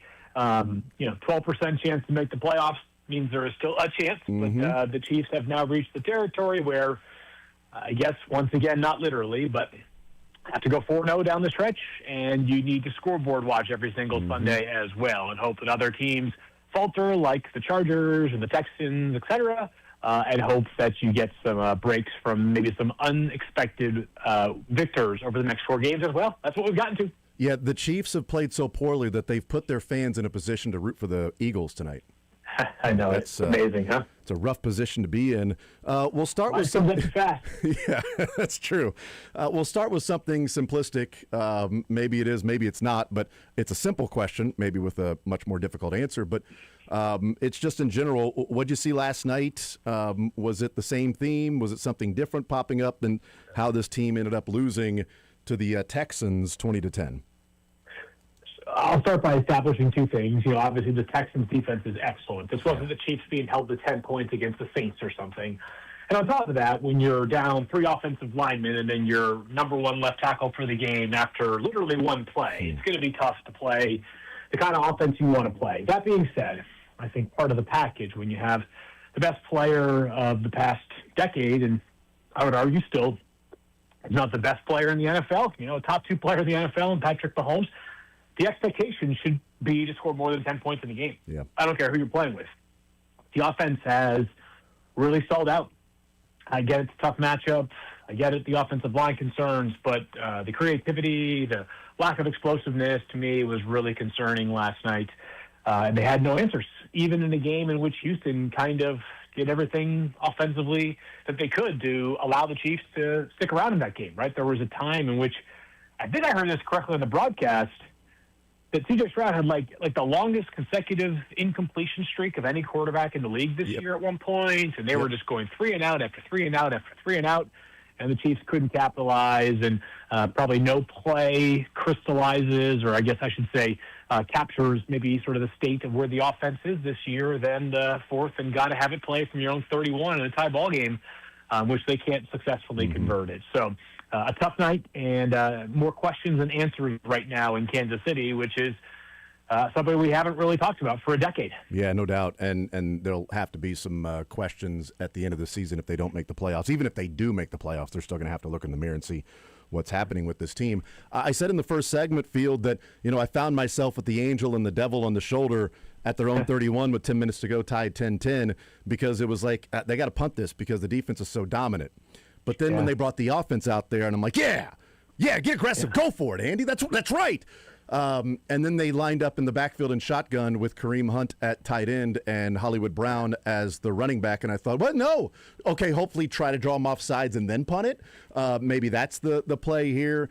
And then they ran the play, and it did not work. It just felt like a misread of the situation, that was a defensive game, and you felt like you needed to go and keep the drive going, which the reward is that you get a first down at your own 33, 34-yard line. Right. That's the reward. The risk is you give them essentially 3 points, maybe 7 points in a game that's back-to-back. What do you think of that 4th down decision in that moment to go for it there? Yeah, this is not sort of retrofitting what I believed. I didn't like the idea of going for it at the time, and I became more disappointed in the decision based off of the play call, right? If you're going to go there, I'm a bigger believer in just who's been the best short yardage back in the NFL this year. Oh, my God, Hunt, right? Yep. Even against the Houston defense, it's the best bet. If your best isn't good enough to handle their best, then, That's not the Chiefs team that I know. The expectation is their best can beat anybody, even in a season in which a lot of things have not gone their way. So I kind of felt like there were two errors there, both the decision to go for it and then the play call. And I know that there are probably some fans that understand this, but coaches, when you see that menu of play calls that offensive play callers have on the sidelines, usually there's a section for sort of gotta have it plays. A lot of times it's where they go to for the 2-point conversions, right? Yep. I can reference another example of kind of maybe analysis paralysis by a play caller, where it's like 4th and 1, you just need feet, and play that you may not have. It's possible you haven't run it at all this season, or it's possible that if it's been a handful of weeks or whatever the reasoning behind it might be. But oftentimes is go back to these plays where maybe on paper it looks great, or when you ran it against a scout team and they're set up in a certain defense that works successfully. Sometimes there's just like the bread and butter of football. On that 4th and 1 play call, the other play call I was kind of referencing was the Browns going for, I guess, sort of like a version of the Philly special, and their 2-point try to kind of try to tie the game at 31, where Quinshon Judkins, their running back, ends up with the ball in his hands as the Wildcat quarterback, and eventually throws the ball back across the field. It was not intercepted. It was a 2-point play. It mattered much one way or the other. But sometimes play callers in these gotta-have-it situations, I think, overthink it a little bit when sometimes the best play is put the game in the hands of a running back that's been excellent in short yard situations all season, even with your offensive line concerns. My one of the issues that I had with that, and I do think there's a lot of times it's revisionist and results-oriented analysis of, well, I wanted them to go for it, I just didn't like that play. I saw, I can't remember who it was, but tweeted out and it was like, well, Andy Reid, I'm not sure he specifically called the Will Anderson gets quick pressure on Patrick Mahomes play. And my response is no, he did not. But when Kareem Hunt is not lined up in the backfield. The equation. Yeah, when Kareem Hunt is not lined up in the backfield, Will Anderson does not have to play the run anymore. Which means I can fly upfield and not have to worry about Kareem Hunt running off guard right there in a spot that I vacated, which means it's going to be easier for me to approach Patrick Mahomes. I have no problem if you don't put the ball in the running back's hands or say I'm going to put the ball in Patrick Mahomes' hands. I just want a threat of a run so that Will Anderson doesn't just go full board. I can approach this like an obvious passing situation. And he wrecked the play immediately because they were running the rub routes, the drag, the quick slants by 3 guys on the right, and Hollywood Brown was sneaking out of the backfield for a little dump off, and there's so much traffic. Problem is, they showed zone with toe following Hollywood, and then at the snap, they just handed off all those slants. And Mahomes couldn't hit Hollywood because Will Anderson was right in his face, and then by the time he comes back, all of those slants had been handed off. Because Field, it kind of felt like they knew what was coming. Yeah, they did a really good job all night to that Houston defense. And, again, these are this is the reality of all the success the Chiefs have had. Is that 2 things? Usually, it's like it's these things tend to kind of crash down hard when they eventually do crash. And on top of that, it just feels different. If I told you a decade ago, hey, you could have a run of 5 Super Bowl appearances in 6 seasons, 3 victories, the trade-off would be that you'd eventually have a year in which you might go 9-8 or 10-7 and miss the playoffs. You would say, like, I'll take that deal 1,000 times out of 1,000. Yes. But once you're actually in that moment, it's become your reality. These things are tough. I still don't. This is not a bad Chiefs team. It's just that all the one-score voodoo that had worked really well in their favor in the past few years, especially last year, has gone by the wayside this season. So sort of a perfect storm of circumstances that have not gone their way at all. Phil Yates is our guest. Did that feel like, because I wasn't in the locker room, but those that work here that were in the locker room said it had this feel. But nationally, I'm wondering, did that feel like that was kind of the end of the dynasty? This era. It's not the end of the dynasty to me. I just think that that's probably the end of our conversation surrounding the Chiefs. This season as a true blue, like, not just the playoff, like, can they get into the playoffs? It's like, if they get into the playoffs, can they do a lot of damage? Now, if they find their way in, I still can't imagine that the Broncos or the Patriots or one of those teams that could have that 2nd seed, because Kansas City, if they do get in, is almost assuredly going to be the 7th seed. Like, I can't imagine anybody would like that opportunity to face them. I think it's too soon to be writing them off as the end of the dynasty. You know, they have some things they're going to have to address this offseason. Mm-hmm. It is going to be different than every other offseason, or not everyone, but most for the past, decade, obviously, for Kansas City. It's weird, Jason. I have a mock draft dropping on Wednesday, and I'm working on it as we speak here. And I have the Chiefs picking 14th because it's the current order, not the projected fit. And I'm like thinking to myself, like, the Chiefs picking 14th? Did I miscalculate something here when I was looking at team records? So it's a different year for sure for Kansas City. I think this might be one of those years, though, that spurs some difficult conversations about, just the offense is amazing, but they can't become complacent. And it felt like, they have to just take some hard looks in the mirror this offseason and figure out exactly what the offensive woes are, because defensively, even with some of the injuries they have dealt with recently, and last night to Trent McDuffie, I still felt like that was close to a championship defensive effort. So offensive conversations that really haven't taken place for a while are going to have to take place this upcoming offseason. Look, if they're not going to win the Super Bowl, and people may disagree with this, but that's fine. If they're not going to win or go to the Super Bowl or continue the streak of AFC championships, let's just say that. If they were to lose in the wild card or the divisional round, I'd rather just have a reset, have a higher draft pick, so you're not picking in the 28, 29, 30 and picking at the end of every round. Have a reset there.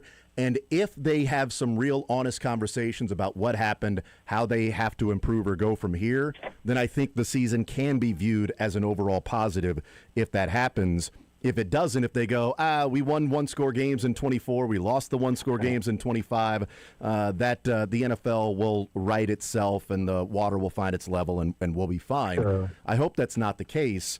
Field Yates is our guest. I can't imagine it will be. I can't imagine that would be the case here. I think I give them a lot of credit for being really strong scouts throughout the years. I think that there have been times where people felt like the Chiefs, maybe not so much locally, but nationally, like they were closer to getting to the point that maybe they're at right now, and the Chiefs kind of treaded water and found a way. But, there's going to be some interesting conversations this offseason, no matter how they feel, right? I mean, they one of the realities of their roster is that they're very expensive because they have a lot of great players, and that's going to restrict their spending in some ways. But then they're also going to have to decide on players they want to keep or let walk in free agency, and they're going to have to decide with a more premium pick. Okay, just, sort of tease the mock draft coming up here. Like if a player like Jeremiah Love, the running back from Notre Dame, is available, he might help them win more games meaningfully next year.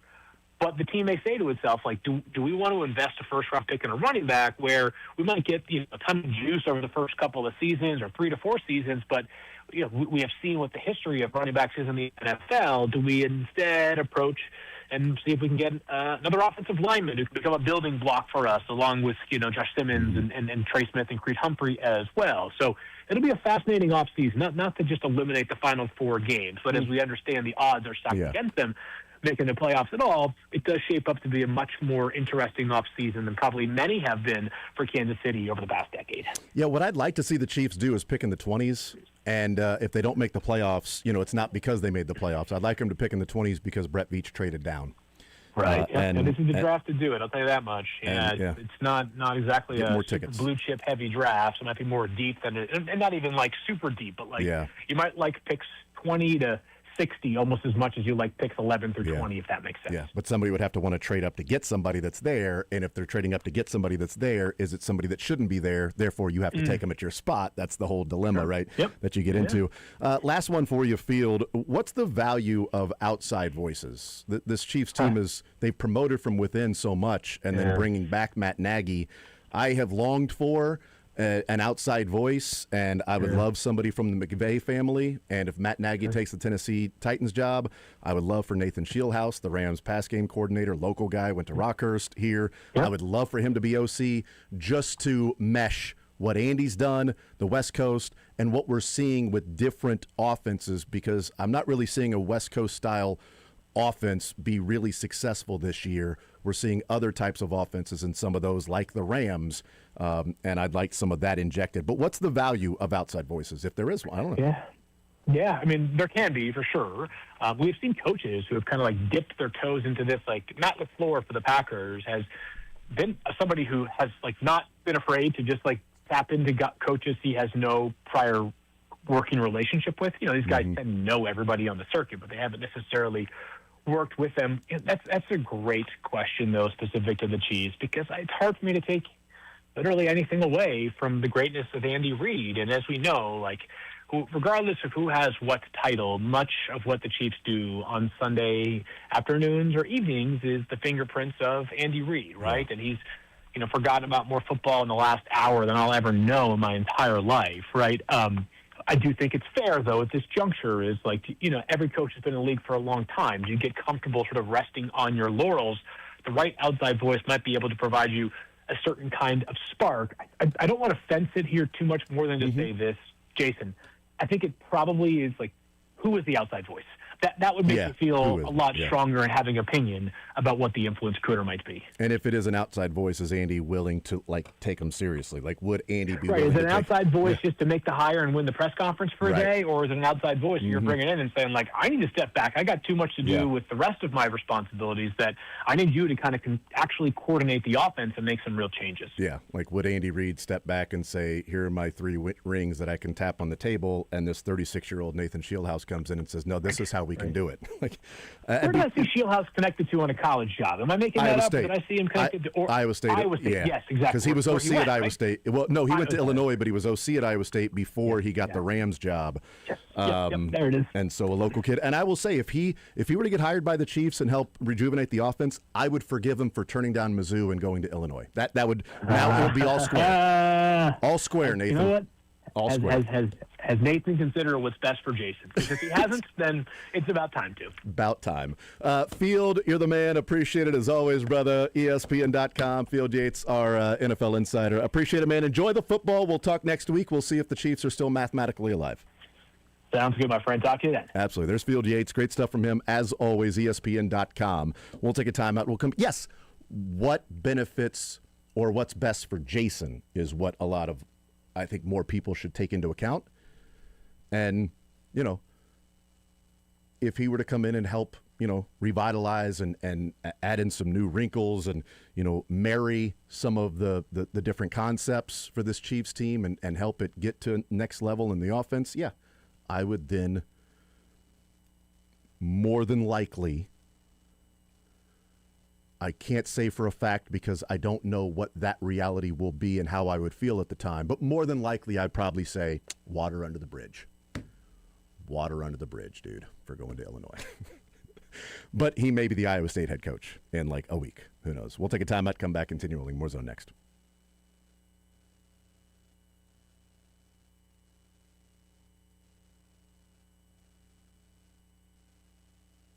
You know, I've forgiven myself for waiting a decade to figure out what my testosterone level was. It took me a while to forgive myself. You should be nicer to yourself. Forgive yourself, okay?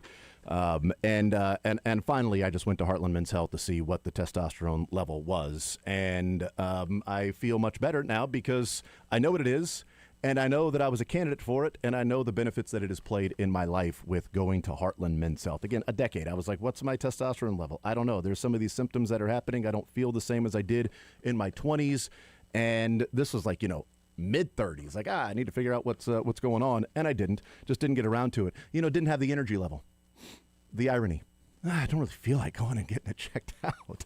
Heartland Men's Health, it's easy, man. You schedule the consult. They'll do your lab work. They'll have your results within 30 minutes, explain everything to you. You can check out the new advancement, what they're doing with peptides and the new advancement in men's health. The technology there on the cutting edge of all of those things is what Heartland Men's Health is doing and staying on top of it for your health. You get the lab results within 30 minutes. A licensed medical provider will review the results with you, discuss the options, help you make the decision together with the medical team. Cost of the appointment, it's $99, and that includes that medical consult, T, and PSA test. And if you sign up for testosterone treatment the day of your appointment, a visit, it's free. You can have those higher energy levels again. Better gains in the gym, sleeping better, waking up feeling more refreshed, more productive at work, no more brain fog. That was a big one for me as well. A lot of these symptoms that could be related to low testosterone, libido, all of that stuff could be better. Heartland Men's Health successfully treating men in the Kansas City area. 3 locations to serve you. Overland Park, Independence between Blue Springs and Lee Summit, and North Kansas City. Call them today at 844-447-6600. Tell them you heard about it right here on Sports Radio 810 WHB, 844-447-6600, or visit heartlandmenshealth.com.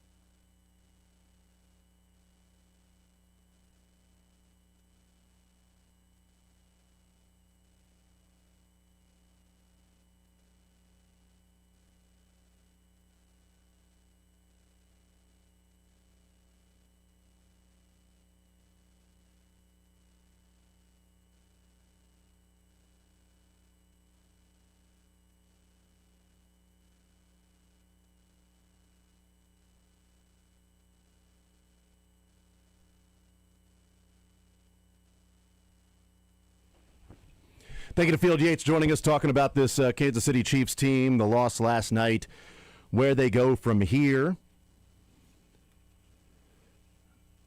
And, of course, if there is a value, I think there is, but what's the value from somebody that's been around it at the outside view nationally from having a different voice or voices with the Chiefs in the front office and the coaching staff, what have you, and if it feels like the end of the dynasty.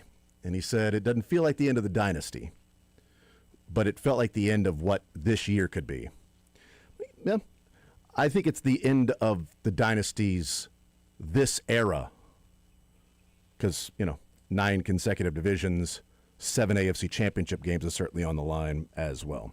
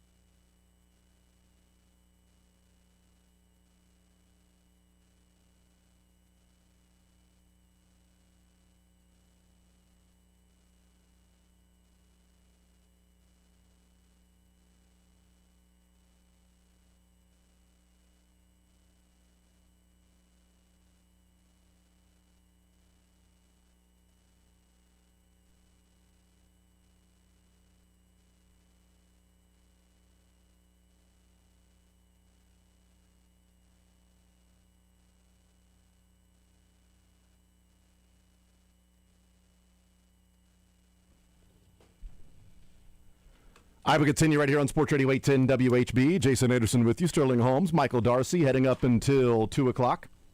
A couple more hours to go. We'll hear from Andy Reid coming up later on this hour. Mick Schaefer at 1 o'clock. We got Learn Funniest Best coming up in the 1 o'clock hour as well before we are all done. Eagles-Chargers coming up tonight right here on Sports Radio 810 WHB. A big one. A lot of Eagles fans around here tonight. And if they win, then we'll have to do what everybody else did at Super Bowl. Wake up tomorrow morning and go, did I root for the Eagles last night? Oh, is that Whiz? Is that Cheese Whiz? Oh. Eagles last night? I don't remember what happened. Why did I do that? Was that Onions? What a bad decision. Is that a Whiz Wit? I mean, in the moment it felt right, but then you look back and it's just, oh man, that's disappointing. Especially if you root for them and they lose tonight, because a win tonight by the Chargers is pretty close to eliminating the Chiefs. It's pretty close. Chiefs would be 3 games behind the Chargers, and they don't have the tiebreaker. Even if they were to win on Sunday, they would then be 2 games behind the Chargers, evened up at the head-to-head, and the next one would be conference, and the Chiefs at that point would be 2 games back in the loss column of conference. So they would have to continue winning out and have the Chargers either lose out all the way or, at minimum, lose to Houston and Denver. Now, that Denver game might be huge for them because that might be the number 1 seed on the line, depending on what happens over the next few weeks. Because if Denver goes and the Patriots are back and forth, and Week 18 happens in Game 17 in Denver, and Denver's got a chance to get the number 1 seed, it's going to be a tough one for the Chargers to go there to Mile High and win that game. Houston might be playing in L.A. for the AFC South at that time, with a defense that wreaks havoc on bad offensive lines. So that may be something that, works in the Chiefs' favor. They'll be heading to Dallas, the Chargers will, the week after the Chiefs game, in which the Cowboys might be playing for their playoff lives in that one. So it is a tough road for the Chargers. There's no getting around that. Yeah. It's a difficult road for the Chargers.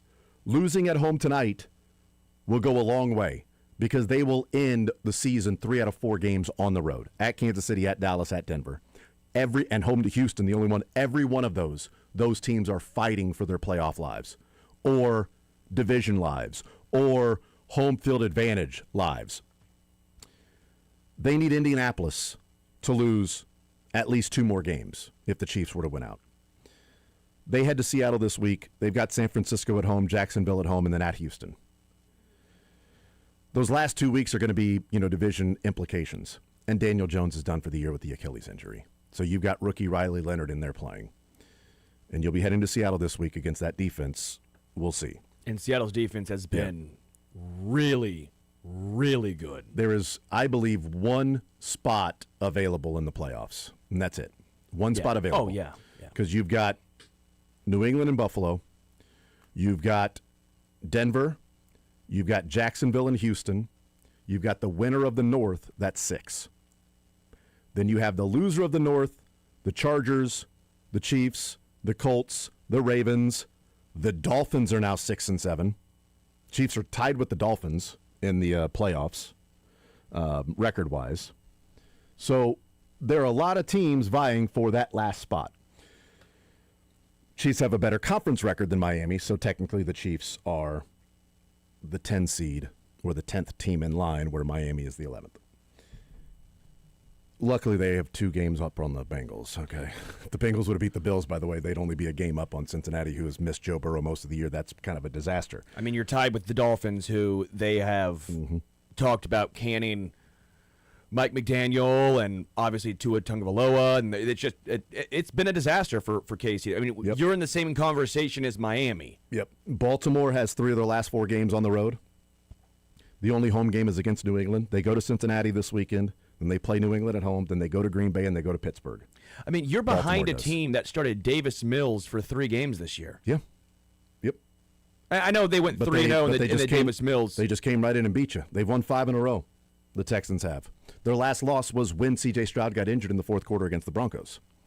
So last time they lost a game, and they won the week before that. So, I mean, they've won 5 in a row. They've also won 6 of 7 to be in the position they are right now. The number 1 and 2 seeds in the league are tied at 11 and 2, and both of those teams started out 1 and 2 and have both gone on 10-game winning streaks. Is this the most disappointing season in Chiefs history? I'm not saying I'm not saying the worst. There's a distinction here. This is not. 96 was really disappointing. Sure, that was pretty rough. 98. I'm just based on expectations. Obviously, you know, we're not counting the 2010. Yeah, right. Based teams. on right, I know. Based on expectations, I mean, this might be the most disappointing Chiefs team, at least in 30 years, 25 years. 94 was pretty. I'd say 94, 96, and 98. So 30. I mean, that's 30 years. We're talking 25 to 30 years. It's just been ineptitude, it feels like, and just the perpetual thought process that feels like this team, where they go, we'll just turn it on at some point, and no one ever did. Yeah, they never did. And maybe it's a matter of you didn't have the players to do that, and you found ways last year in certain moments, but you know, guys are getting older, and you can't simply rely on that time in and time out. Like, again, like you're going to battle handing the ball off to Isaiah Pacheco, and Isaiah Pacheco is a fine running back for a 7th rounder. Like, he's a backup running back in the NFL. Kareem Hunt is a backup running back in the NFL, and those are the guys you're giving the ball to. And the main reason that you kept giving the ball to Kareem Hunt was because he had more short-yarded situations to get the ball in, whereas Isaiah Pacheco was getting the ball in early downs and comes away with 3 yards per carry and bruising the hell out of the back of the offensive lineman and Travis Kelce. Like, his ability to run right into the back of an offensive lineman is uncanny. It's absolutely uncanny. It's a huge cutback lane in one of the plays last night that he ended up hitting an offensive lineman and then trying to cut back and hitting another offensive lineman before he finally found the hole and was tackled for a 4-yard gain and gets up and flips the ball. And I'm like, dude, that whole cutback was so gaping wide open that I think a generic running back finds that. And that's where we talked about, was it worth a 3rd rounder for Breece Hall? Because I think Breece Hall sees that and cuts back and is quicker getting there. And that 4-yard gain is maybe 12 or 13 or 14, and now there are more chunk plays. That's the argument with a Breece Hall. But there's no doubt the dynamism at the running back position is missing and has been missing since 2021, when they had Jerick McKinnon playing at a high level at the end of the season and into the playoffs, and they didn't give him the ball in the second half against the Bengals. It's the last time they had a guy that you handed off to and you felt like this guy had juice. And then eventually he lost a step in 22, and then, you know, you just sort of have to move on after that. But Damian Williams in 2018, 2019 was a guy that offered juice. He wasn't a great running back, but looking back, good God, he certainly did his job at a really high level and was a bigger reason than I think at the time or early on after of why the Chiefs were able to win some of those games. He's a bigger reason than as time passes and as we see the lack of playmaking at that spot. You see, man, what Damian Williams did and what Jerick McKinnon was able to do. And they haven't found those guys since. Do they, you know, Field Yates said he's got a mock draft coming out. You know, Chiefs are picking 14th right now. Based on record, current record, they're the 14th pick in the draft. And he said, Jeremiah Love's right there from Notre Dame. Is that a guy they take? Or are they shy about taking a first-round running back because of Clyde Edwards-Helaire? And what I offered to Field Yates was, if they're in the 14th spot in the draft when it starts, I hope they pick in the 20s. Because this is a year where either you are going to make a move to get a stud defensive end that is just a difference maker and it's worth a first. Because remember, the higher you jump up in the top 10, the more it's going to cost. So if you're sitting at 14 and you want to go to 6, you're giving up the 2027 first-round draft pick to do that. More than likely. Or you may get something back and sort of to make it work. But going from 31 to 24, that's a big jump. 7 spots. It's going to cost you a 3rd rounder. Going from 14 to 7, that's a massive amount of money to pay for a team that has so many different issues there. So would running back be somebody that can make a difference on this team? Yeah. But if you're picking 14th in every round instead of 30th, 31st, 32nd in every round, I don't know that 14th I'd take Jeremiah Love versus 14th of the second round, so 46th. So number 46, am I taking somebody there? Or am I trading back in the 20s to take somebody and then picking up an extra second or third rounder because you are not flush with draft picks this year?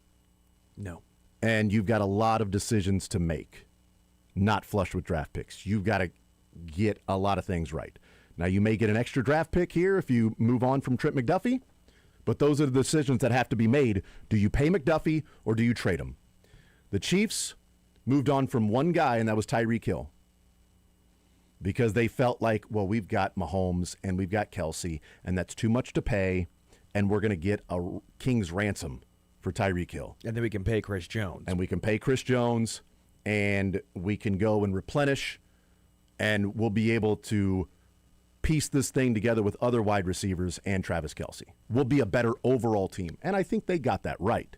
They were a better overall team. The defense benefited from the different moves that were made in that draft. But you don't have a young Chris Jones to say, well, you're trading Tyreek Hill because, Chris Jones is a stud. You can't trade Chris Jones because he's kind of the Patrick Mahomes of that defense. He's the one, like you saw him last night, he still has a dominant run in him. He still has a game where he just says, I'm going to take over. And he did in the second half.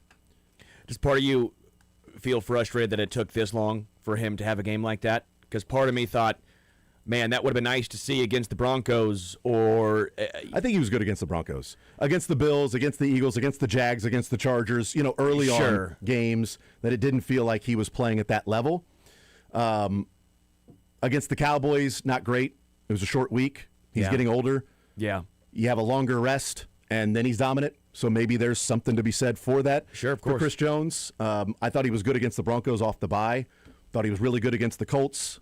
And especially in that fourth quarter and getting things rolling and getting the crowd into it, that sort of leadership that he showed I'd agree. In the big turnaround. But I think there's some evidence of the Chiefs waiting too long to make some decisions. It was a small move, but I think it encapsulated the Chiefs saying, oh, wait, now there's a sense of urgency when there should have been that a month ago. And that is, who did they have at punt returner last night? Xavier Worthy. Why? Because he's more explosive than Nico Remigio. But what's the point? Why wouldn't you just have the same guy? What's Nico Remigio doing wrong?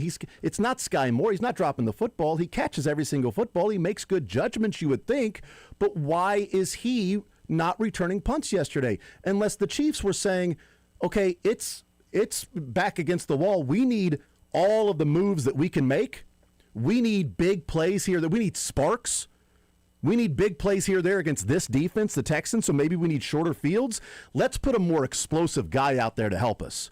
So you're saying this whole time you had a more explosive guy and you just chose not to use him?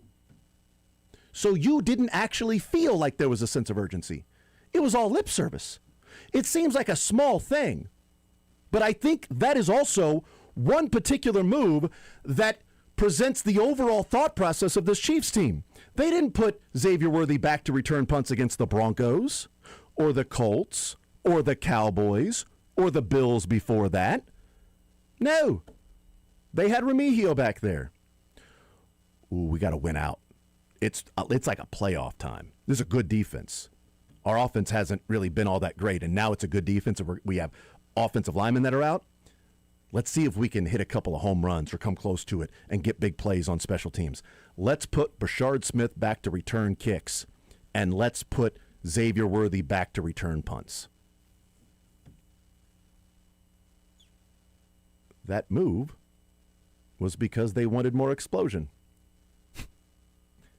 Why did it take week 14 to get there? Because they didn't actually believe they were going to miss the playoffs. Until it got to the point of, oh my God, we got to win out. We're not just winning with our same complacency, what we're doing every week. I mean, we're saying the things that the media Oh, yeah. He has a backs against the urgency. You know, we got to really come out. It's a great week of practice. It was an unbelievable week of practice for the Chiefs. Oh, looking forward to Thanksgiving. It's a great opportunity. Unbelievable. Win off the Colts, momentum, huge momentum swing. That fourth quarter saved the season for the Chiefs. They're about to go to Dallas and have a great game. They're feeling themselves now. And they lose back-to-back. They lose that game, and then they come out and again, it seems like a small thing, but I think it's a symptom of they didn't do that because they thought they were good. And then they're like, oh, bleep, we need to find a way to win this game. Let's pull out all the stops. I mean, am I over-examining one particular move of bringing Xavier Worthy to return punts over Remigio as sort of a symptom or a behind-the-scenes feel of what the Chiefs actually thought of their season the last 4 weeks? No, I think you're correct because we never saw the urgency. I mean, we never saw it. And that was a minor move that somewhat indicated the direness and the dire straits of the situation, but we never saw it. I mean, I just go back to that Broncos game and out of a bye, and it still felt like that team came out flat.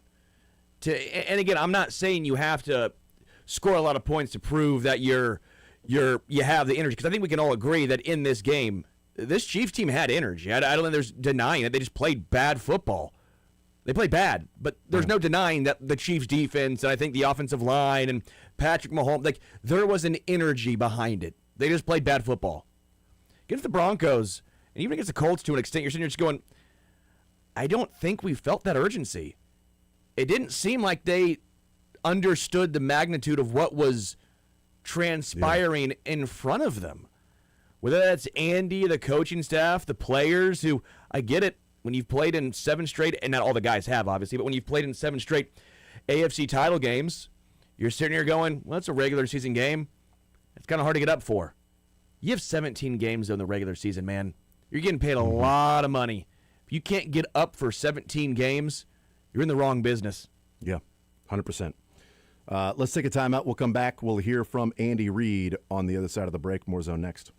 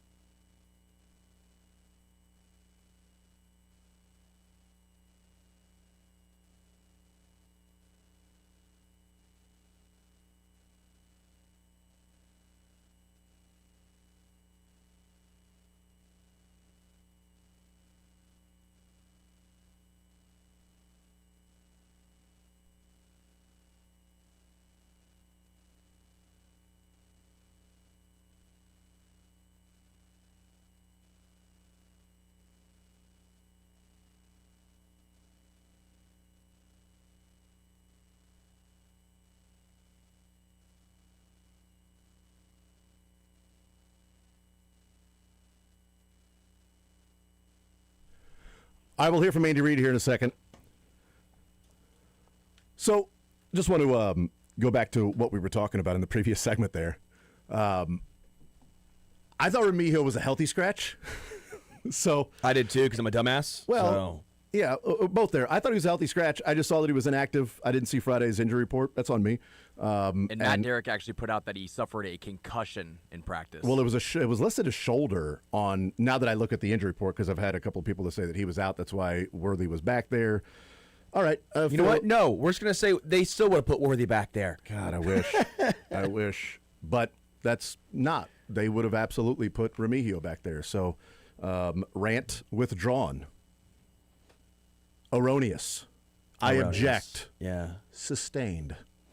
So I appreciate those that have reached out and said I don't know why that was healthy scratch. Yeah, well, you and I thought the same thing, so. No, it happens. I was at little man's basketball game until like almost kickoff, and then got home and saw the inactives and went and watched the game.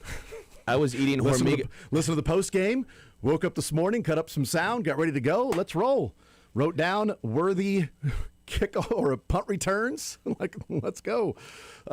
Get to that at some point. I was heading home. I was at my friend's house. Uh-huh. His wife is Colombian, and they do a thing. She's from Colombia. You went to college there. Yeah, right, yeah. Oh, same No, thing. she's from Bucaramanga. Oh, and I was eating hormigas colonas, which is big-ass ants, actually, at the time, trying to bring the Chiefs good luck. They do a thing in Colombia on December 7th, and so I was there with them and all these Colombian friends. And and then I left to go back to watch the game at my house, got back for kickoff, and so I assumed healthy scratch for Remigio, and I shouldn't assume that.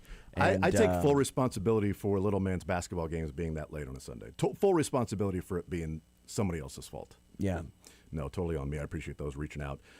Here is Andy Reid as he talked in his Monday press conference. Let me bring that up. Here we go. Here's Andy Reid and his opening statement today. Really don't have anything injury-wise to give you yet. Wanye's did not look good. But we'll be able to get you that later as we go. Listen, it was a great atmosphere for a football game. The fans were phenomenal. We came up short, obviously. So I need to make sure that I give the guys an opportunity on those fourth downs to make plays, take full responsibility for that. Thought we could muster something up there, and I knew points were important. So, but that's my responsibility to make sure those work. And then, the obvious is we've had too many drops. You got to take care of that.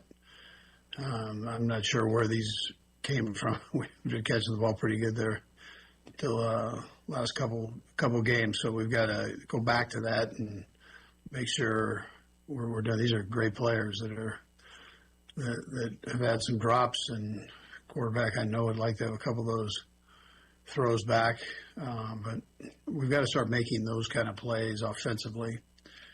And defensively, I thought, again, the second half of the game, we played really, really good, sound football and made plays.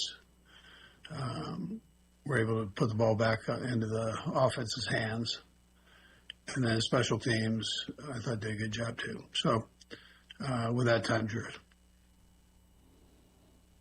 It hasn't just been the past couple of days that drops have happened, though.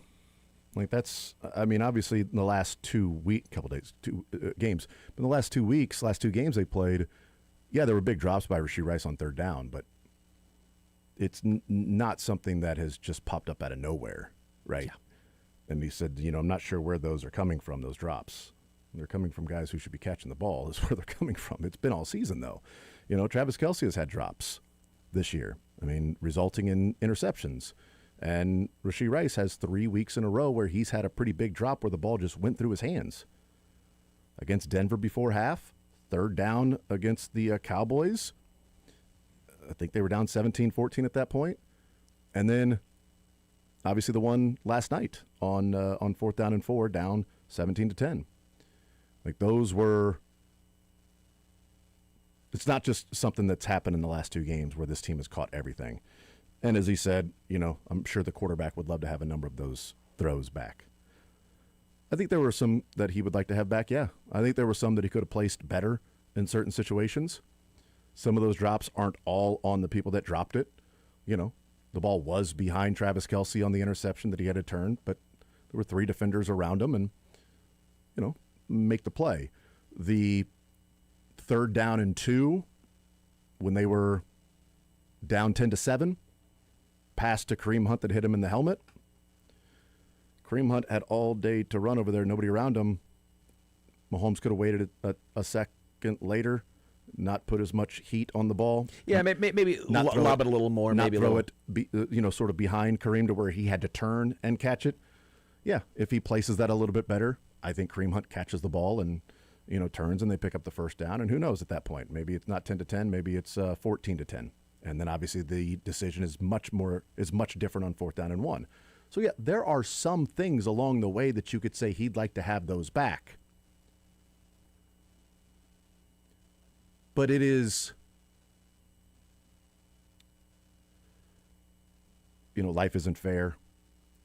Mahomes is well compensated for the expectations that are there. So I'm saying unfair in a relative term.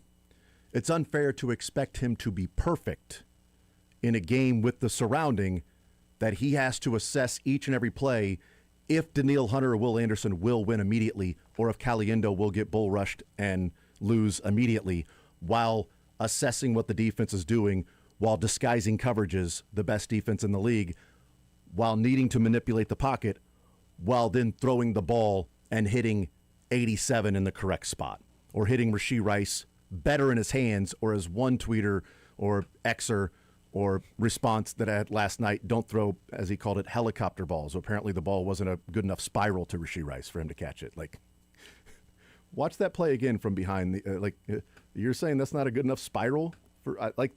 That's the level of expectation. Like, it's kind of hard for us to be annoyed at those outside of the area that act like Mahomes or say Mahomes isn't as good as what the reputation is and find ways to detract from him, when people in his own city are saying, well, yeah, that's his fault for not putting it on right on the chest. Well, it's his fault for not throwing a good enough spiral on 4th down to Rashee Rice. The ball goes, if it was a spiral, it would have been worse. The ball wobbling still went through his hands. His hands were too wide for the football. Went through his hands. If it was a spiral, it may not have even touched the damn ball. Like, it is tough for us to go, these people outside don't watch the game, when those here close don't seem to be watching the game. Or there's an emotional outburst, which I get it. It's right after the game is over. As I've said with fans, you get the emotions out, you yell at this person, you want to fire that guy, you sleep, you wake up the next day and you go, all right, maybe I didn't want to cut Patrick Mahomes. Maybe that's not what I wanted to do. So yeah, there are some plays that he would like to have back. Every single quarterback in every single game would like to have some throws back. But the level to have to expect them to be perfect week in and week out shouldn't be the case. Like, how much help does he need? More than he's getting. Any quarterback needs more than he's getting. Let's hear from Andy Reid. This is him continuing with the press conference. Says that Jesse Newell asked Andy Reid about the 4th and 1 call and what they were trying to get to happen on that particular play. Yeah, so Jesse, we thought we had a good play. Some of the going for 4th is you got to feel what you've got, and we thought we had a good one for him, and you're seeing that right. It was the throw to Hollywood. So. And great. And right after the game, you said going for it in hindsight was wrong. I just wonder, after further reflection, leaving Patrick Mahomes out there on a 4th and 1, how you feel about that decision now, a few hours later, having a few hours to think about it. Well, listen, I mean, we've been so good in that area, whether it was run or pass. And so I felt we were in a good position. I thought we had a good play. Again, I thought it was the right thing to do then.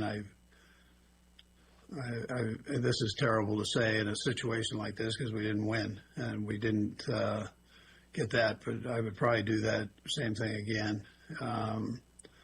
But I also know when you don't get them, it can be a problem, and especially when they're in that field goal range area. Very aware of that.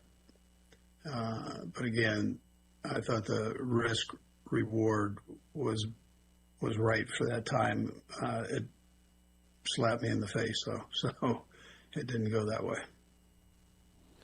Yeah, we just disagree on the risk reward thing. You know, if Rashee Rice catches the ball, and this is not a Rashee Rice dropped it. This was the 4th and 1. The 4th and 4 is the one we're talking about with the drop. But the first time they went for it on 4th down at their own 31 was the one that was the throw. Would have been about a 4-yard gain when Stingley was behind him. Would have been a 4-yard gain. So you got the ball at the 35. The reward is getting 4 yards and still needing another 30 to even get into field goal range. The risk is the Texans team that has done nothing offensively and looks like they are overmatched by your defense is already ready to take the lead and kick a field goal. The risk reward is not worth it in that situation. It's just not. Against the Cowboys, the risk reward was worth it when it was an offensive game and you needed more points on the board and you couldn't just simply rely on your defense to get stops against the Cowboys, which was not happening. And the stop that they got deep in their own territory, George Pickens just dropped the ball. He was open. That's the stop. Yeah. Chiefs punted, got a stop on 3rd down because Pickens dropped the ball. It's the only target on a slant that was not complete, and it's because he dropped it. It wasn't because of the defense or the pressure or anything like that. That was more of an offensive game. That was the decision that needed to be, hey, you know what, risk reward. This one, if he thinks the reward was worth the risk, I just disagree with that. And he said, I would probably do the same thing again. Well, you're not going to be in the same exact situation ever again to where the defense has 4 straight 3-and-outs and it's 10-10 in a game where your back is against the wall and you feel like you've got to win this game and your offense is struggling against that defense and you haven't really been able to run the ball that much and passing the ball has been pretty nip-tuck and the offensive line is holding together. It's holding on, not literally, despite what some people say outside of the area, is doing their job to as well of an expected level as you could, higher than expectations when Wanya Morris left the game. You're never going to have that situation again. But this situation called for the defense is dominating, punt it, get a 3-and-out, better field position maybe at midfield, or we get a first down at the same spot again 3.5 minutes from now, 4 minutes from now, even if they get a first down or something like that. Let's play that game because this is not a game to where if we don't score on this possession, the Texans are going to win. That wasn't that. Pete Sweeney asked Andy Reid about trying to stay alive and relying on other teams now to make it into the playoffs. For it to come down to that, Pete, but I have learned over the years that anything's possible. So I communicated that to the guys. They're down the dumps after the game. I mean, that's they put their heart and soul into that thing, and we came up short. So, but at the same time, there's a way you've got to pick yourself up and get yourself going again. And hope is always a good motivator there. So I think our guys realize that. I mentioned it to them after the game. Not that that's what they wanted to hear at that particular time. They were still very upset about what just went on. You know, they wanted to win that game, obviously. We'll go next to Matt Derrick. Hey, Coach. Kind of maybe following up on last week a little bit. What went into the thought process of having Wanye on the left side and Jalen on the right, and ultimately even having Essay come in and play on the left? And is that the plan probably going forward as well? Well, Matt, we had, you saw the matchups and all that. So we always take matchups into mind, but also, where the player's comfortable too. So that's what we felt was right. I can't tell you if that will be the case this week. We'll see how things go and the game plan part of it. But it, with the exception of the pressure on the 4th and 1, there were some pretty good things that, that I thought we did there. But 51 got us a little bit on that 4th and 1 to where we wanted to go with the ball. But other than that, it was, I thought they were did a respectable job. And, obviously one of the big plays on that touchdown drive the Texans had was that Noel Williams holding call. What did you think of that? Because obviously it seems like the third-party reaction is that was not really a holding call. I think my reaction probably to it said it all. I think, we'll just leave it at that. You can go back and look at the tape. I'm sure you have, Matt. Yeah, his reaction was like a lot of people's reaction once you saw the replay and said, oh, my God, he just stumbled. And I know that Chris Collinsworth can be overbearing at times, and a lot of people don't like Chris Collinsworth, other teams, when he does Chiefs games because he compliments Patrick Mahomes for making plays and things like that, which is a bad thing to do, apparently. And it was annoying last night when Chris Collinsworth was saying, I haven't heard the crowd boo the Chiefs when they were booing the non-offsides call. Mahomes thought there was an on the sack that he took on 2nd and 10. He thought he drew him offsides, took the sack, and then looked at the sideline like, whoa, why was there not a flag? Watching the replay, the guy wasn't offsides. He started early, but he started moving up instead of forward. When the ball was snapped, he was not in the neutral zone. So it was not a flag. But Mahomes saw him moving early. Boom, I got a flag here. Nobody open. All right, I get sacked, but that's okay. We got 5 yards. It should be 2nd down and 5. Instead, it's 3rd and 17. And then the punt unit came out, and there was booing. And Collinsworth was saying, well, I haven't heard boos. And Mike Tirico had to correct him. And then Mike Tirico also saying it didn't look like offsides, which it wasn't. But if you're at the game, I get it. Because live, I'm like, ooh, flag. Yeah. There we go. Free play. Wasn't a free play. You miss those things live.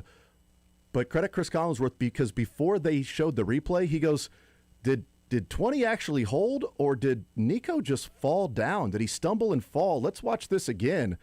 And he stumbled. So Chris Collinsworth, I think, saw that live. And so, people can be annoyed at some of the things that he says, but that was a pretty astute observation immediately while the play happened, as if like, I don't think that's a penalty. Let's watch. And he stumbled and fell. It happens. People were upset about it. Penalties, referees make bad calls all the time. Yeah. And there weren't got to overcome it. Ton of bad calls in that game either. It wasn't like it was just a extremely poorly officiated game. That was the one that stands out. It was obviously a very, very big call. But again, we understand that you have to overcome, and bad calls happen in the NFL, and that cannot be your excuse for why. And again, I thought Collinsworth and Tirico actually were incredible in this game. I thought they were very enjoyable to listen to, and I do think that Tirico summed it up perfectly on the Butker doink field goal. His words verbatim, and they perfectly were the microcosm of this Chiefs season. I am glad that Tirico offered other examples after the holding call was called and was not a hold, because Tirico at that point said, the Chiefs last week against the Cowboys, the Chiefs were the victim of some pretty bad calls. And then he said, but it's kind of flipped from a year ago and what we've seen with some of the calls going their way. And I was like, stop with that. But then he went and fumbles and penalties and things that just happened last year and how they were able to win some games. I'm like, well, at least you offered those extra things that are not going in their favor, and missed field goals and turnovers and dropped passes and a lot of things that were encapsulated in the second half of that game. I'm glad he offered that. But the content,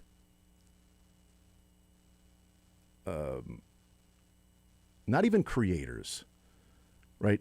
The Dove Klymans of the world. Oh, the aggregators. The aggregators that are out there, and some in the media nationally don't like that, have created, and they did a hell of a job.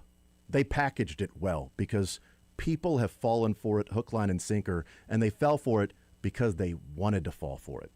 They wanted a reason to say the Chiefs dynasty is not legit, and people gave them anecdotal reasons. And that's what has become the last couple of years. And so it is annoying when an actual broadcast happens of somebody that should be impartial or neutral and should have more information about what's happening than fall victim and go into the, they've got a lot of those calls have gone their way last year. Which ones? He also watches the games. Yeah. Which ones? because the immediate one that people point to, the outsiders, you know somebody's an idiot when they talk about the Bengals game. You know that they are already out of the argument when they bring up, well, the Bengals, you got to pass interference, because they ignore the fact that it was 4th and 16 because of an illegal use of hands on Wanya Morris on Trey Hendrickson. If they wanted the Chiefs to win, they wouldn't have thrown the flag, or after they saw the conversion by Rashee Rice, they would have picked it up. But it's this Troy Aikman in the Texans game doing the same thing, creating the narrative about, he's brutal, though. You know my thoughts I know, on that. and he does not like Mahomes. I don't care what he says off the air or tweeting or whatever. I don't care. He does not like Mahomes. He doesn't like him. And he will go out of his way to point out some of the things with the officials, with Mahomes, while every once in a while saying, oh, it was a nice play by Patrick Mahomes. It's obvious Troy does not like. He's not a fan of Patrick Mahomes. And he's not a fan that Patrick Mahomes is worlds better than he ever was or ever dreamed of being. Troy in the mirror looks at himself and sees Patrick Mahomes because he has 3 Super Bowls and thinks he was the reason why they won those Super Bowls. And he doesn't like that Patrick Mahomes has surpassed him and surpassed him quickly. But the broadcast can help shape that narrative too. So yeah, it was a bad call, but in years past, the Chiefs have been able to overcome that. They couldn't overcome it this year. They had opportunities to overcome that. I mean, if they pick up the 4th down, or if they don't go for it on 4th down, maybe they win 13-10 or 16-13, something like that, and you go, it was a bad call. And it was the one touchdown drive for the Texans in that entire game. But you overcome those. That's how you win those games. It's going to happen. You've got to be able to accept it. We take a break. We'll come back. We'll continue hearing from Andy Reid coming up next.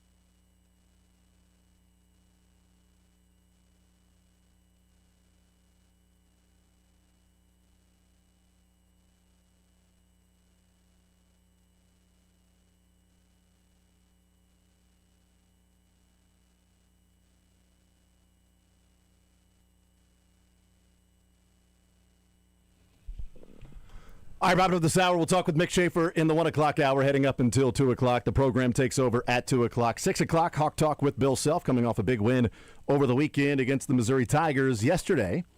Shut up, Michael. So we'll hear Bill Self talking some Hawk, with some Hawk Talk at 6 o'clock. And then 7 o'clock, we will join Westwood One, the last 15 minutes of that pregame, and then kick off Eagles and Chargers. Eagles fans, a lot of them around here. Needing some help. Need some help here. Little help here, huh? If you could just offer a hand. Chiefs never wanted to help anybody else. I mean, they sat their players week 18 and now they're like, please help us.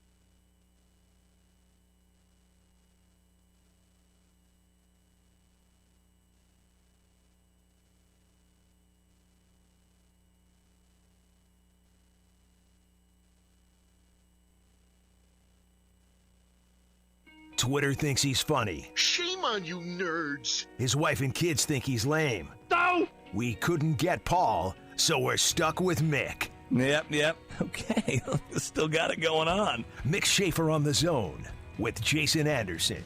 Hold your ears, folks. It's showtime. All right, we continue right here on Sports Radio 810 WHB. Jason Anderson with you, Sterling Holmes, Michael Darcy hanging out with Mick Schaefer today. Presented by Advent Health Sports Park. Music? That just turn it down. Turn it down. There we go. No, I need it. I need it the whole time, Michael. Turn it down. Turn it down. Coming up on December 20th, celebrate the holidays at Advent Health Sports Park, Blue Hawk. December 20th, start your day with brunch and bowling with Santa at 10 o'clock in the morning, then hit the ice for skating with the Grinch at 2 o'clock. Festive fun, photos, and family memories all in one magical day. Don't miss it at Advent Health Sports Park, Blue Hawk, December 20th. That is what's going on your son's there. birthday.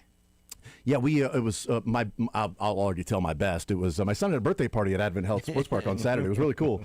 No, he did not. He did not. But yes, Advent Health Sports Park Blue Hawk presents Mick Schaefer. We've got a few more clips to play from Andy Reid. How's your Monday going, Mick? Man, I started it very early. I was on the air till 12:30, and then didn't get to bed till like 2:30. But so I got to sleep in. So there's that. When'd you wake up? Before or after the crack of noon? Oh, buddy, I'm a grown up. I got up at 9. Oh, okay. That's okay. fine. Well, you said sleep in, so I thought maybe you just decided to take advantage. I slept in an hour. Yeah. Usually I'm up by 8 or a little before. Yeah. Good for you. Good for you, man. So yeah, I got ready to go work out. Got everything together. Nice. Got in the car. I got like maybe 2 blocks from home and realized I had left my key to the gym and then my AirPods, which I could have easily gone back, but that was enough to deter me. I'm like, you know what? I'm gonna go get coffee. This was a I went and sign. got coffee. This was a sign. I don't need to work out today. Was I'm not good. meant, God didn't want you to work out today. He didn't. It's like, take the day off. You worked hard last night. You know? Yes. You know, your tonsils got worked last night. They didn't get tickled. They did not. But yeah, you know, you just take the day off from working out. So you were good. Andy Reid continued his press conference today. Seren asked about the decision to not accept the penalty on the running into the kicker and go for that 4th down earlier in the game. Yeah, I think through them all. But, yeah, I mean, I'm not going to tell you I don't go through it. The one we went for, I felt real good about. And the one we didn't go for, I wasn't feeling it. So, you know, listen, we had a productive play there, or the chance for a productive play, and we got to make sure that we take care of business there. So. And then just my second one to follow up kind of on Pole. What did you see? I mean, he you know, a lot of the analytics, a lot of the grades say he had a pretty good day. I'm just curious, you know, did he exceed your expectations, live up to them? Do you think there's even more there from him? Yeah, sir. And so after the game, I mentioned, you know, I was proud of him because he had no reps in practice for the most part, other than just a couple fill-in things. But I thought he did a nice job for what he was asked to do. We just picked him back up here, and he again had limited reps. Jumps in, and I mean, he's a rookie, so he jumps in and did some pretty good things against what I think is a very good football player. He did some good things. He did some great things. In fact, this fella goes by the name of Nick Jacobs. You heard of him? I hear Nick, of him all you heard the of time. Nick? Okay, great. All the time. He tweeted out Chiefs tackle. Can't not hear of him. That's true. Chiefs tackle Esapole. Always hearing him. The Mick and Nick show. It should be. It's called Sunday Sound Off. Held Daniil Hunter, Esapole did, held Daniil Hunter to 1 pressure on 21 matchups. The pressure was after 4.2 seconds. Pole's the first tackle to face Daniil Hunter more than 20 times and allow 1 or fewer pressures. Almost like he shouldn't have been 3rd string. I don't know, guys. I think Wanya would have been better. This is the point I made. I said you can give the Chiefs credit for identifying Esapole, but they also didn't really. Like, they had him in Kansas City. They released him. He went to the Jets. Then he comes back, and he's still behind Wanye Morris. So we can give him credit for at least seeing something in him, but also we can give him a hard time for it took them this long to see anything in him. The only excuse I would give, and I'm not saying this is the case, so I'm not letting him off the hook on that. The only thing I would say on that is if they thought Esapole would make it to waivers, or make it to a practice squad choice, that nobody would claim him off waivers to put him on their active roster when they released Esapole. Guys perform different in games, too. Yeah. And look, this guy has had little to no game tape, right? He didn't play high school football. Right. Played a little bit in college. Yeah, it's crazy. And so, yeah, he definitely should have been second string, but maybe he's not a practice player. Maybe Wanye kills it on the practice field. Amazing, yes. The injury did not look good to Wanye. Yeah, I feel for him. I That did not sucks, look back man. at it. I thought Daniil Hunter was just going to eat after that. I'm like, oh, great. Now you're putting in a guy who's making his debut, didn't practice all week, and they're going up against Daniil Hunter. Pole was I thought really, the Chiefs' really offense was going to struggle because Mahomes would be on the run the entire game. It just struggled because it's bad. Yeah, that's also one of the reasons why it potentially could struggle. It's not very good. Funny was the Chiefs actually won the trenches this game. I think their defensive line did better than the Texans' D-line. Yeah. And the offensive line held up better than the Texans' offensive line. Oh, man. I can't believe that. I mean, they lost to that offense.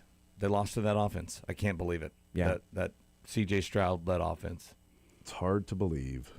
Mahomes used to never lose to quarterbacks like that. Yeah. You would sack C.J. Stroud more than the Texans would sack Patrick Mahomes. And you would lose by double digits in that game. I mean, and look, it ended up being a big deal. The 4th and 1 decision on your 31, but you got the ball back 2 more times. Yep. The ball back 2 more times. Todd Lebo. 3 more, actually, right? Yeah. Well, technically. the 3. third one was you're down by 10, 2, but 2 yeah, more but with 2 the chance to scores, tie or lead. Well, I guess just tie because you got the ball back down 7. Yes. Then you got the ball back 2 to down tie. 7. So, yeah. Or lead if you go for 2. I don't know. Sure. Who's to judge?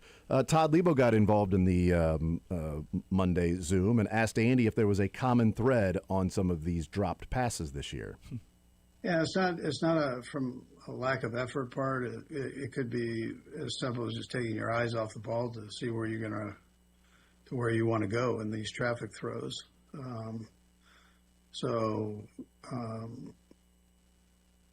That can be the case, or maybe the ball's a little bit on your back shoulder and you gotta squeeze it before you finish it, and take it, try to take it up the field. So there are all kinds of things. It could be part is a throw, part is just making sure that you look it all the way into the tuck. And then last night the guys were pretty devastated in the locker room. We were in there, and you mentioned that, how about the coaching staff? I mean, you feel like you need to kind of cheer everyone up? I mean, there's still 4 games to go. I mean, how does that kind of operate around just the building? And who does that fall on? Well, it falls on me, first of all.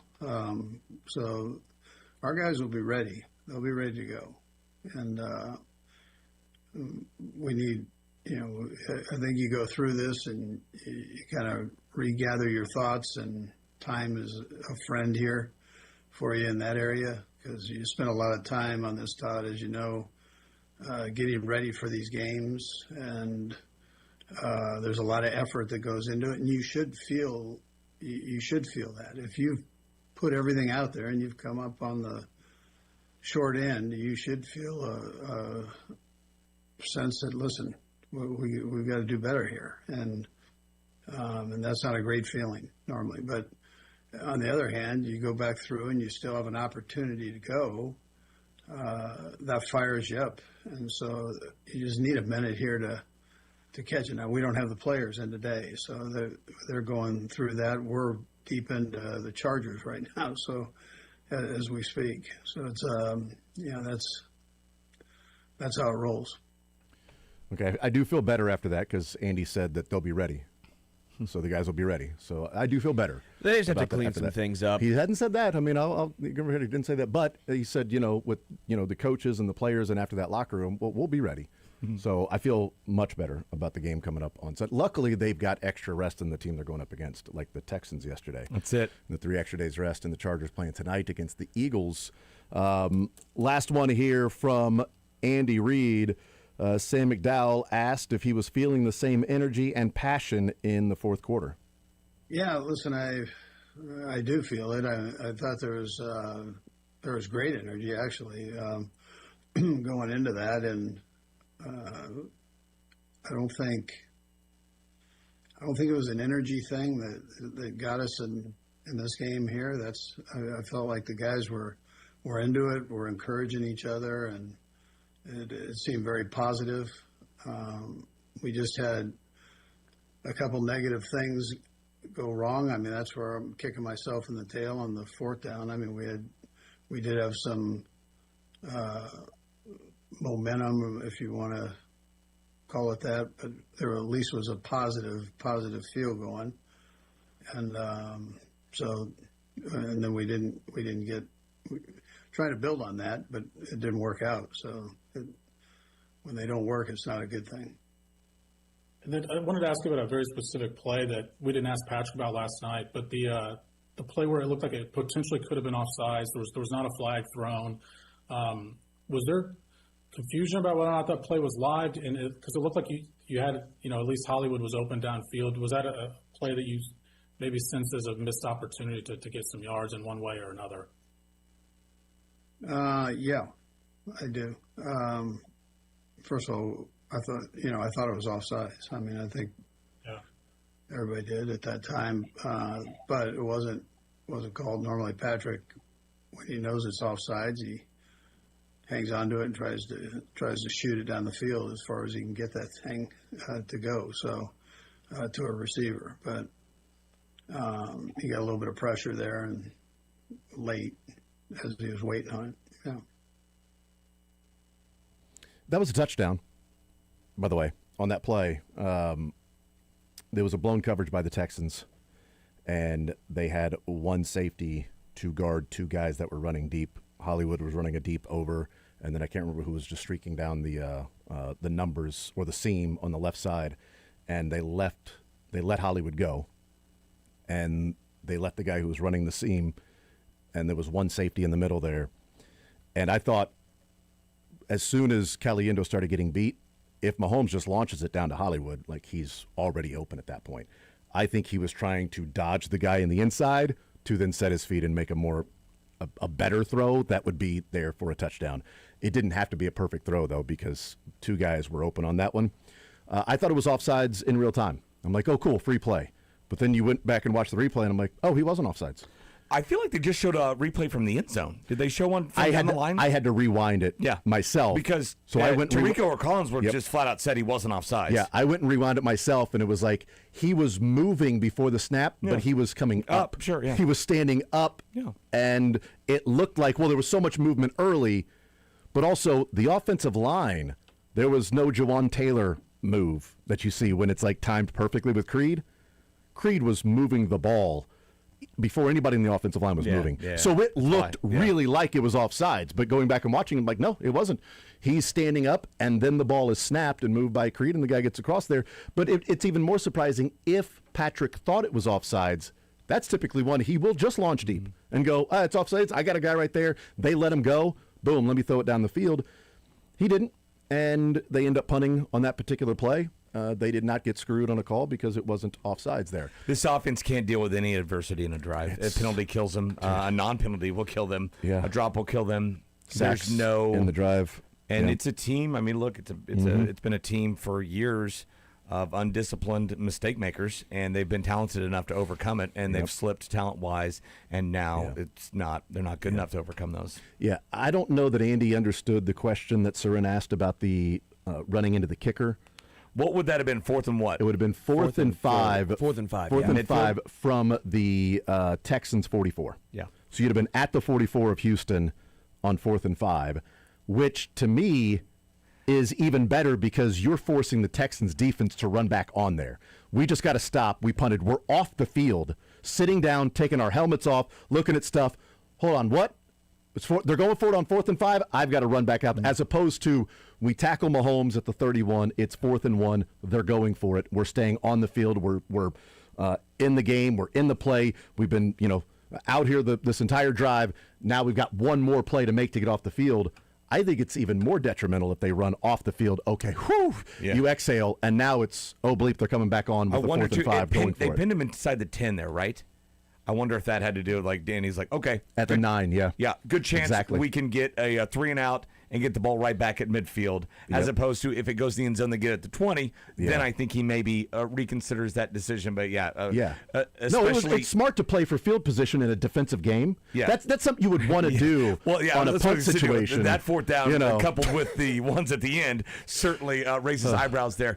But going back to that call, it's so funny, first of all, that you can do whatever you want to the kicking leg. I mean, you can grab it, you can salt it down and eat it like a chicken leg. It doesn't matter. It's going to be 5 yards. Yeah, for sure. But I felt like he displaced that plant leg pretty hard there, too. For whatever reason, we've gotten to a point where they do not want to call roughing the punter. They don't want to do the 15 at all. No, it's almost always the 5. That was like, that could have been called. I think it might have been a 10-yarder, 5 and a 15. Right between, maybe it's not roughing, a little more than running into. We should have 3 levels now. 7.5 yards. We should put more on the plates of refs to Had figure out Ariza not jumped with the plant leg, he would have been taken out. Yeah, the plant leg. So. I think so as well. But that was a situation where I'm like, ooh, 4th and 5, you're at the 44. Yeah. Go for it here. Yeah. This is because I thought for sure they were. You've got to bring the Texans defense back on the field. Your offense is running out there. Hell yeah, we got an opportunity. You're pumped. Texans defense is running out there going, really, dude? Really, dude? We got to stop and you roll into the freaking punter? Like now we got to come back out here and get one more stop on 4th down? That felt like a more advantageous position, but it didn't happen. And this team has had lots and lots and lots and lots and even lots more opportunities this year, and they're in the position they are because they have not found a way to overcome some of the issues that have happened in a game. Yeah. Or they put themselves in a position to where they have to play almost perfect football like they did against the Colts, but they didn't do in pretty much all of these other, one-score games. Yeah, I mean, and look, that's what quote-unquote bad teams in the NFL are. They're always a couple plays away. I bet the Titans can go back, or the Browns be like, a couple plays, this game, this game, this game. And that's how close it is, the difference between good teams and bad teams in the NFL. And that's why we've marveled for so many years about how amazing it is that the Chiefs have been able to stay up at this level, and other teams haven't been able to do that. And they've finally fallen off. Yeah. They've finally fallen off. And that was one of our questions last night on Sunday Sound Off.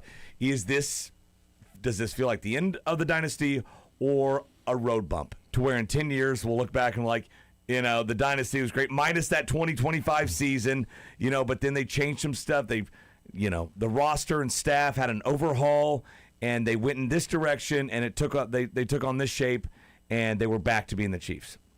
Time will tell, Sterling. Yes, time will tell. And I asked Field Yates that question. Did last night, from a national perspective, feel like the end? No, it felt like the end from the national perspective. It always feels, honestly, it feels like what you want it to feel like. He said, I don't feel like it's the end of the dynasty. He said, I feel like it's the end of, obviously, this season, the Chiefs' chances of doing something. But the dynasty, can continue, but a huge offseason.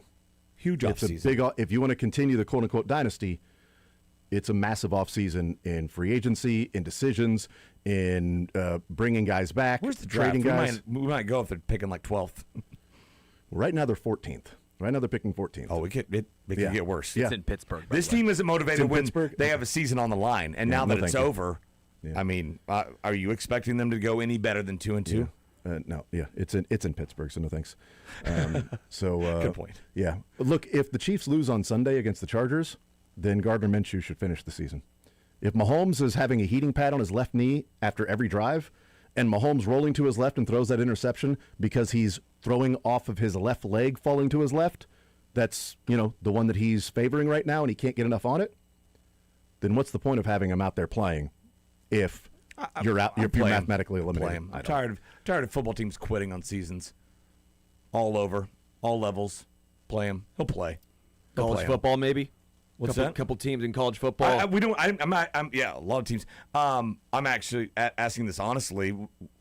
When this happens in to half the NFL every year, how often do starters give way to backups? I think injuries. I feel like it doesn't happen usually. Injuries are much more serious when they happen. Even though it's an injury that might be 2 weeks, all of a sudden it's like, oh yeah, coach, I can't get back. This hamstring is still bugging me. Oh yeah, there's that. I think there's that. Look, the Bengals are pretty much eliminated, and Burrow's back there playing, but he's missed so much time, and he's like, look, I want to go play football. I think it'll take an act of Congress to get Mahomes off that field in starting games. I think so too. Agreed. But I think Mahomes can't help himself in some of these things when he's running.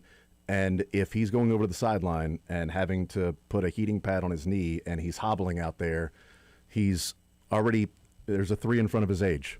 I mean, you want to keep putting more and more stuff on that knee. I don't. But yeah, I get the other side of it, that he's paid a lot of money to go out there and play football.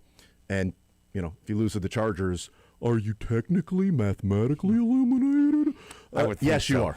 You are absolutely eliminated. Here's the deal. I mean, you're pretty close to being eliminated if the Chargers win tonight.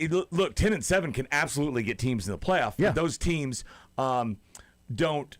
Those teams actually have some tiebreaker over some teams, unlike the Chiefs. Hey, they got one, baby. They got one. The Colts. We'll see. Take Yeah, that, Indy. if that would matter. But even then, they would probably have 2 other teams to jump over. Texans and then also, or there's Jags no chance in hell this and team's going Chargers. to win 4 straight games. What? There's no chance. You sure? I There's know. a chance. You sure about that? There's a chance. You sure about that? You sure about Tim that? Robinson. You sure about that? Yeah, no, I'm sure. Let's go through the schedule of the other teams and see. They'll lose. The other teams are going to lose games. This is just I think the Colts are going best to lose year out. for the Chiefs. All the Chiefs had to do was be a little bit above average, and they could have run this thing again in the AFC this year. The Colts are going to lose out, I think, now that Daniel Jones is out for the season. Okay, and it is what about Achilles. the 2 or 3 other teams? Yeah, right. I'm just saying. No, I'm agreeing with your point. Yeah. I'm just saying the Colts are going to lose out. The Texans are They in. won't lose 4 straight. They're at Seattle, San Francisco. They play Jacksonville and Houston in the season. That'll be for division for Jacksonville. They ain't and going to Houston. lose out. No, nobody's going to win out. Nobody's going to lose out. I think the Colts are going to lose out. And then I take Houston. that bet. And then Houston's already they're in the playoffs. They've got. What are you betting? They've got Vegas and Arizona the next 2 weeks at home. So you're not getting past Houston, which leaves 1 spot left, and that's the Chargers, the Chiefs. I told you to the stop Colts. wasting your time on this. I'm It's just not gonna saying. happen. I agree. They're not going to make the playoffs because they are 3 games worse in the conference record than the Chargers. So not only if you won, you would even up the tiebreaker head-to-head, but your conference record is so bad that you would need the Chargers to lose multiple games along the way to the right teams. So Yeah, I mean this team isn't motivated to win games when they're teetering, right? Or when it's still out there, it's still a possibility. You don't control your own destiny anymore. Now you have to win the next 4 weeks and then hope other teams lose in certain games for you to get in. Win last night, it would have jumped to like 50%, like a coin flip. Win You last know what's night, I think nice they're in. to see? Noah Gray actually catch the ball, that final catch of the game as time expired that didn't matter. And to the ones I early in the wasn't game. watching at that point. I was rushing upstairs. Confidence builder. It almost for made the me more Chargers mad. game. I'm like, oh, you catch that one? Nice. Well, it's Great. funny. Confidence builder for the Chargers game. You're just getting them ready for Sunday. All those drops are not created equal. I will say for the 2 Noah Grays, once you saw the replay, like, okay, they're tougher catches than I thought. Kareem didn't have his head turned around in time. Now, is that on him or is that on Mahomes throwing it too early? I don't know. I get it. Rice, I don't get. No. The 2 with Kelsey, I don't get. Yeah. That's just what are you doing? That's such a disappointing lack of focus. Yeah. When you need to have it at all costs. I didn't like Rice's body language after the first fourth down. Just drops and he just kind of keeps jogs off the field. jogging off the field. Yeah. No reaction whatsoever. And then he jogged right off the field, right out of the locker room and out of the stadium. We saw these guys face the music last night, right? And stepped up to the microphone and talked about the game, right? 100%. Yeah, absolutely. That's called accountability, which the Chiefs are filled with. They're going to get it figured out. These guys, the drops, I don't know where they're coming from, but they're accountable, and they'll fix it. Really? Because they keep happening. The same things keep happening. I don't know that there's accountability if the same things keep happening. That's what I'm saying. There's no, I mean, I think, this regime is very good at a lot of things, but correcting mistakes and disciplining and holding guys accountable is just not one of them. Yep. And as frustrated as everybody is this year, nobody would trade places with any NFL fan base. Over the No, last it's 7 it's years. like I'm sure you've said two things can happen. You can be really, really upset at this season, yet still have a big picture view of what a ride it's been on. We've been on here. What a ride. The roller coaster ends at some point. Yeah. And I didn't think it was going to end this year, but it is. I never did until I feel like the Broncos game was when kind of reality started to set in, right? That's when it was for me. Everybody was frustrated. There were no more excuses of guys, the receivers cores out, whatever. Mm-hmm. This is division. This is conference. Coming off a bye. I mean, there were no excuses, and then they just laid an egg. The Colts game re-energized. Yeah. And then the Cowboys game was like, all right, they're toast. Yeah, they don't have it. They don't have it. They keep getting into these positions and not showing up. I mean, they're 1-4 in these big games week in and week out, and they were down. Even 11 the Bills game is like, all right, they always lose the Bills game. This is fine. Congrats on winning the regular season. Hang your banner. Yes. We'll take a timeout. We'll come back. Learn funniest best next.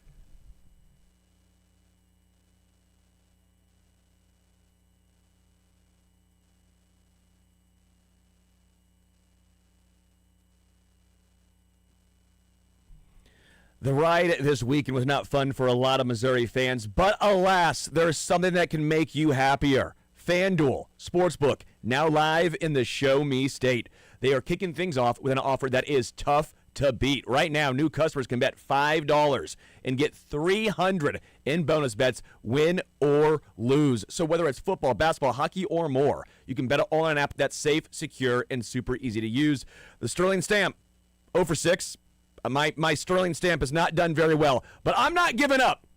And you can fade me now. Just start fading me, because my Sterling Stamp for tonight's game, Amarian Hampton over 12.5 receiving yards. I know everyone's right now going to FanDuel and taking the under. Okay, you're probably going to win that because I'm like 0 for 6. But I'm doing it still. We're going to keep riding with it. 12.5 over for receiving yards for Amarian Hampton. So go to FanDuel right now. And even if you lose, new customers, $5, get $300 back in bonus bets. So download FanDuel today or head to FanDuel.com/Missouri to join all the excitement. Because Missouri, it's time to play your game with FanDuel. 21 plus and present in Missouri. Gambling problem? Call 1-800-GAMBLER. First online real money wager only. $5 first deposit required. Bonus issued as non-withdrawable bonus bets that expire 7 days after receipt. Restrictions apply. See terms at sportsbook.fanduel.com.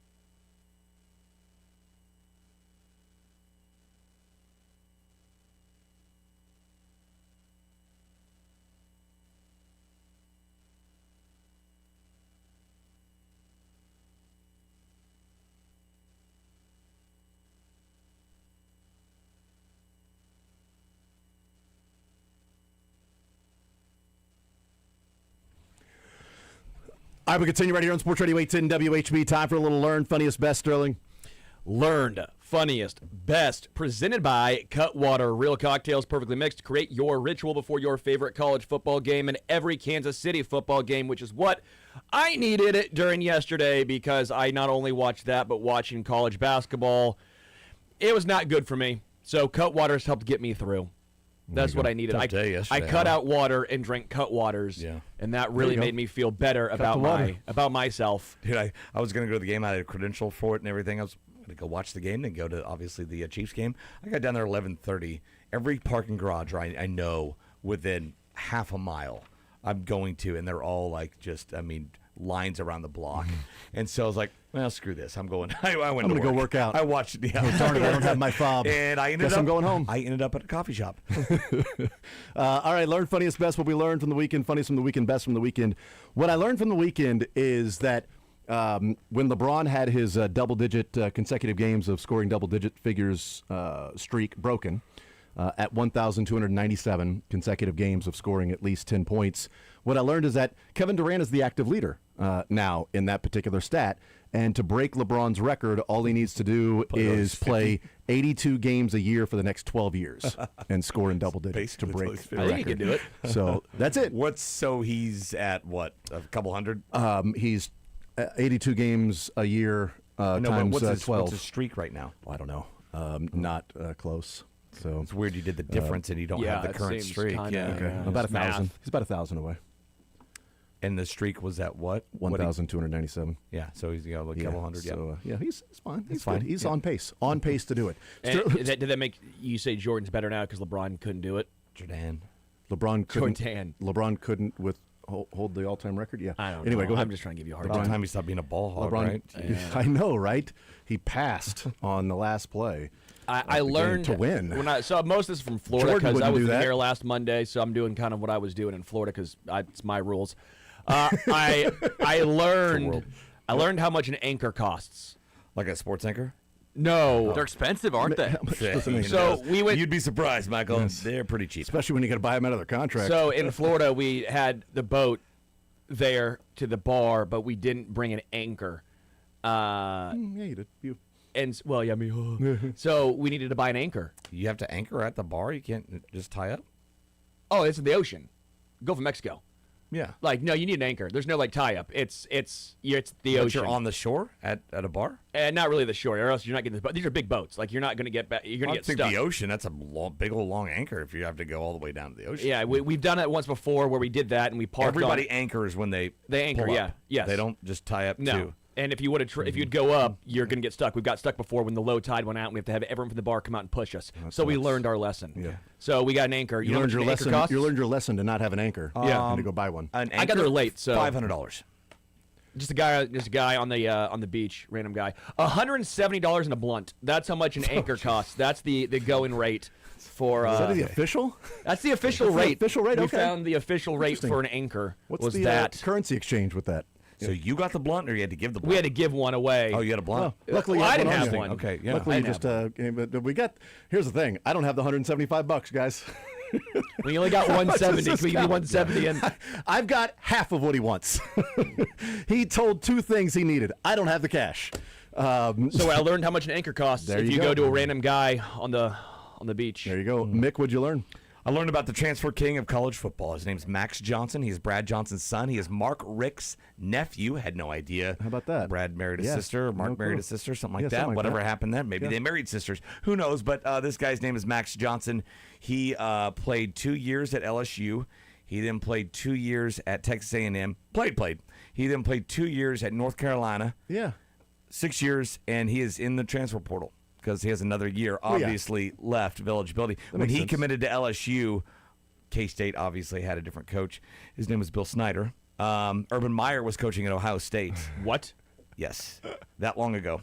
And Kyler Murray, who's now in his 7th NFL season, won the Heisman. Oh, my God. This guy committed to college football. These stories are amazing. Was it Calipari saying that his NIL money is going to alimony? Yes, you got guys with beards playing college basketball. It's pretty good. Alimony. Michael, what'd you learn? I learned that Rashee Rice is not a number one wide receiver, and I've known it for a while, but I think that last night's game really just showed that he could be a high end too, but if you truly want to have an elite offense, he can't be number one. So I'm going to put my Sterling stamp down on that. He is not a number one wide Turns out he's a number one now. Stamp it. Yeah, what good. Of that. Funniest for you from the weekend, Sterling? Yeah, from 2 weeks ago, because that's what I'm doing. Okay. Carrying my luggage through the ocean. So I get off the plane. I text my cousins who have an anchorless boat in the middle of the ocean. He goes, hey, we're all here, because I'm staying at their place for at least the first couple days. So I go straight from Punta Gorda Airport to the Lanakai Beach Bar, and we're there for a while having some frozen cocktails, some adult beverages, some Cutwaters and neutrals, and all of a sudden it's time to go.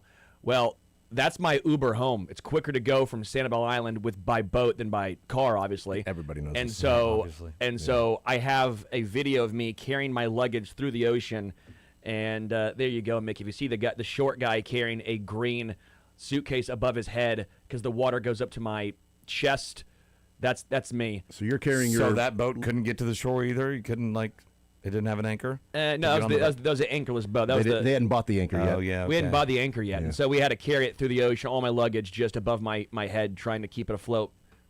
Yeah. That was kind of funny. There you go. All right. Funniest for you, Mick? The funniest for me, did you see what the programming schedule was for the, oh, my God, for the ACC network? No. Tuesday? No. Okay, so this is Tuesday, Tuesday, December stuff. 4th. ACC network at 4 a.m. was number 6 Notre Dame against number 10 Miami from week 1 of the season. At 9 a.m. was number 6 Notre Dame against number 10 Miami. At noon was number 6 Notre Dame against 10 Miami. At 11 p.m. was Notre Dame versus 10 Miami. Hold on. And then Friday, December 5th, 9 a.m. was Notre Dame against 10 Miami. Noon was number 6 Notre Dame, 10 Miami. 5 p.m. was number 6 Notre Dame against number 10 Miami. 8 p.m. Notre Dame, Miami. Played the game over and over. And then 11 p.m. Florida against Miami. Well, that makes sense. Yes. They did. Those teams play 10 times. I bet Miami beats Notre Dame 10 times. Yeah, every time. I bet, yeah. Every time. It's weird. They did their part. They did their part. Against half-member Notre Dame, right? Yes, right. Pete Pavak was so mad that the ACC favored Miami over the team that's not a part of their conference. Michael, what's the funniest from the weekend? One of the funniest post-game interviews of all time. Oh, congratulations, Oh, my God. Yes. Indiana, the Big Ten champs. How does that sound? It sounds so beautiful. I want to give all the glory to God. We were never supposed to be in this position, but by the glory of God, the great coaches, great teammates, everyone we have around us, we were able to pull this off. Whoever thought the Hoosiers would be here, but now the Hoosiers are flipping champs. Let's go! Flipping You champs. guys call yourself a bunch of misfits who found the right home at Indiana.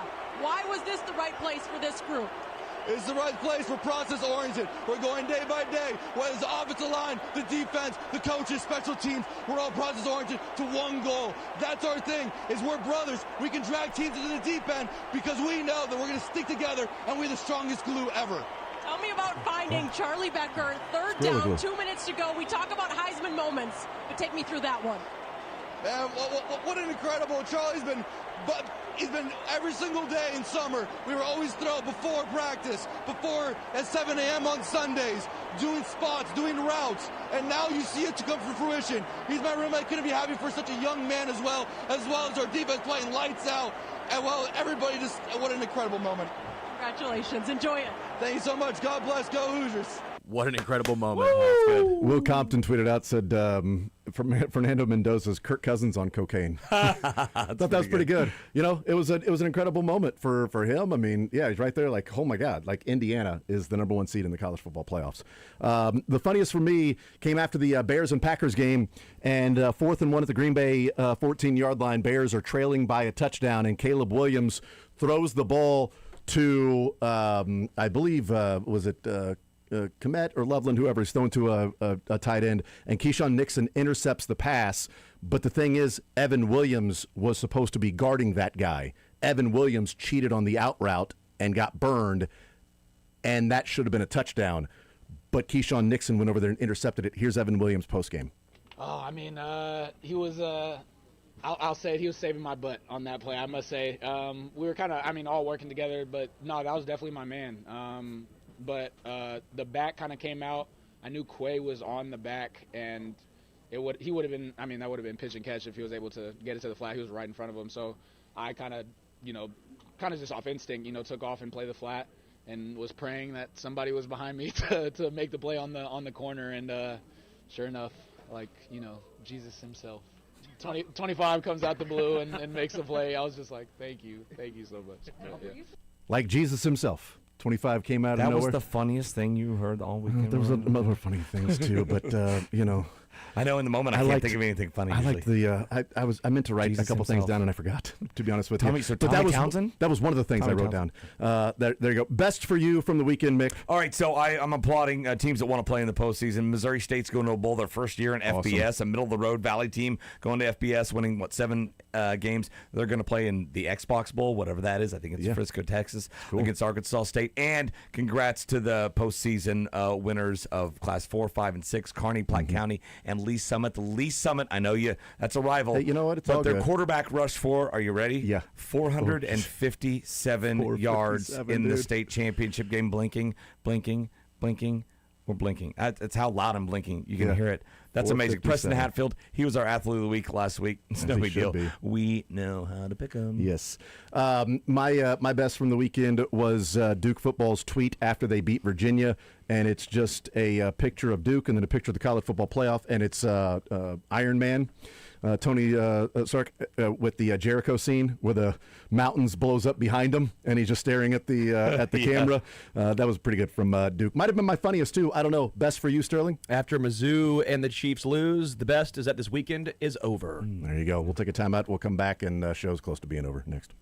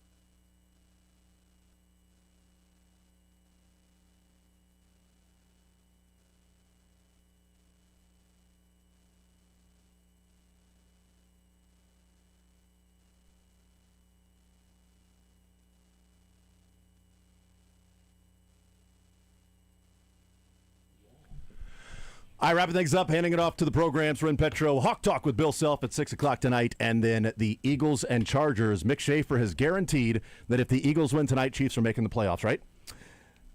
Yeah. I mean, just whatever you say. I'm so tired. So listeners can either guess if I made that up just out of nowhere or if that actually happened. Yeah. They'll have to guess. Based on Mick's reaction, I think you made that up. Yeah. Oh. Okay. Maybe. Maybe not. Maybe not.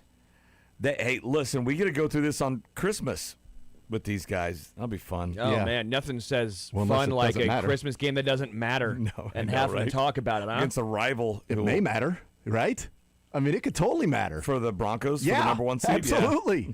Broncos are going to come in needing that win, dude. Come on, man. That's a big game.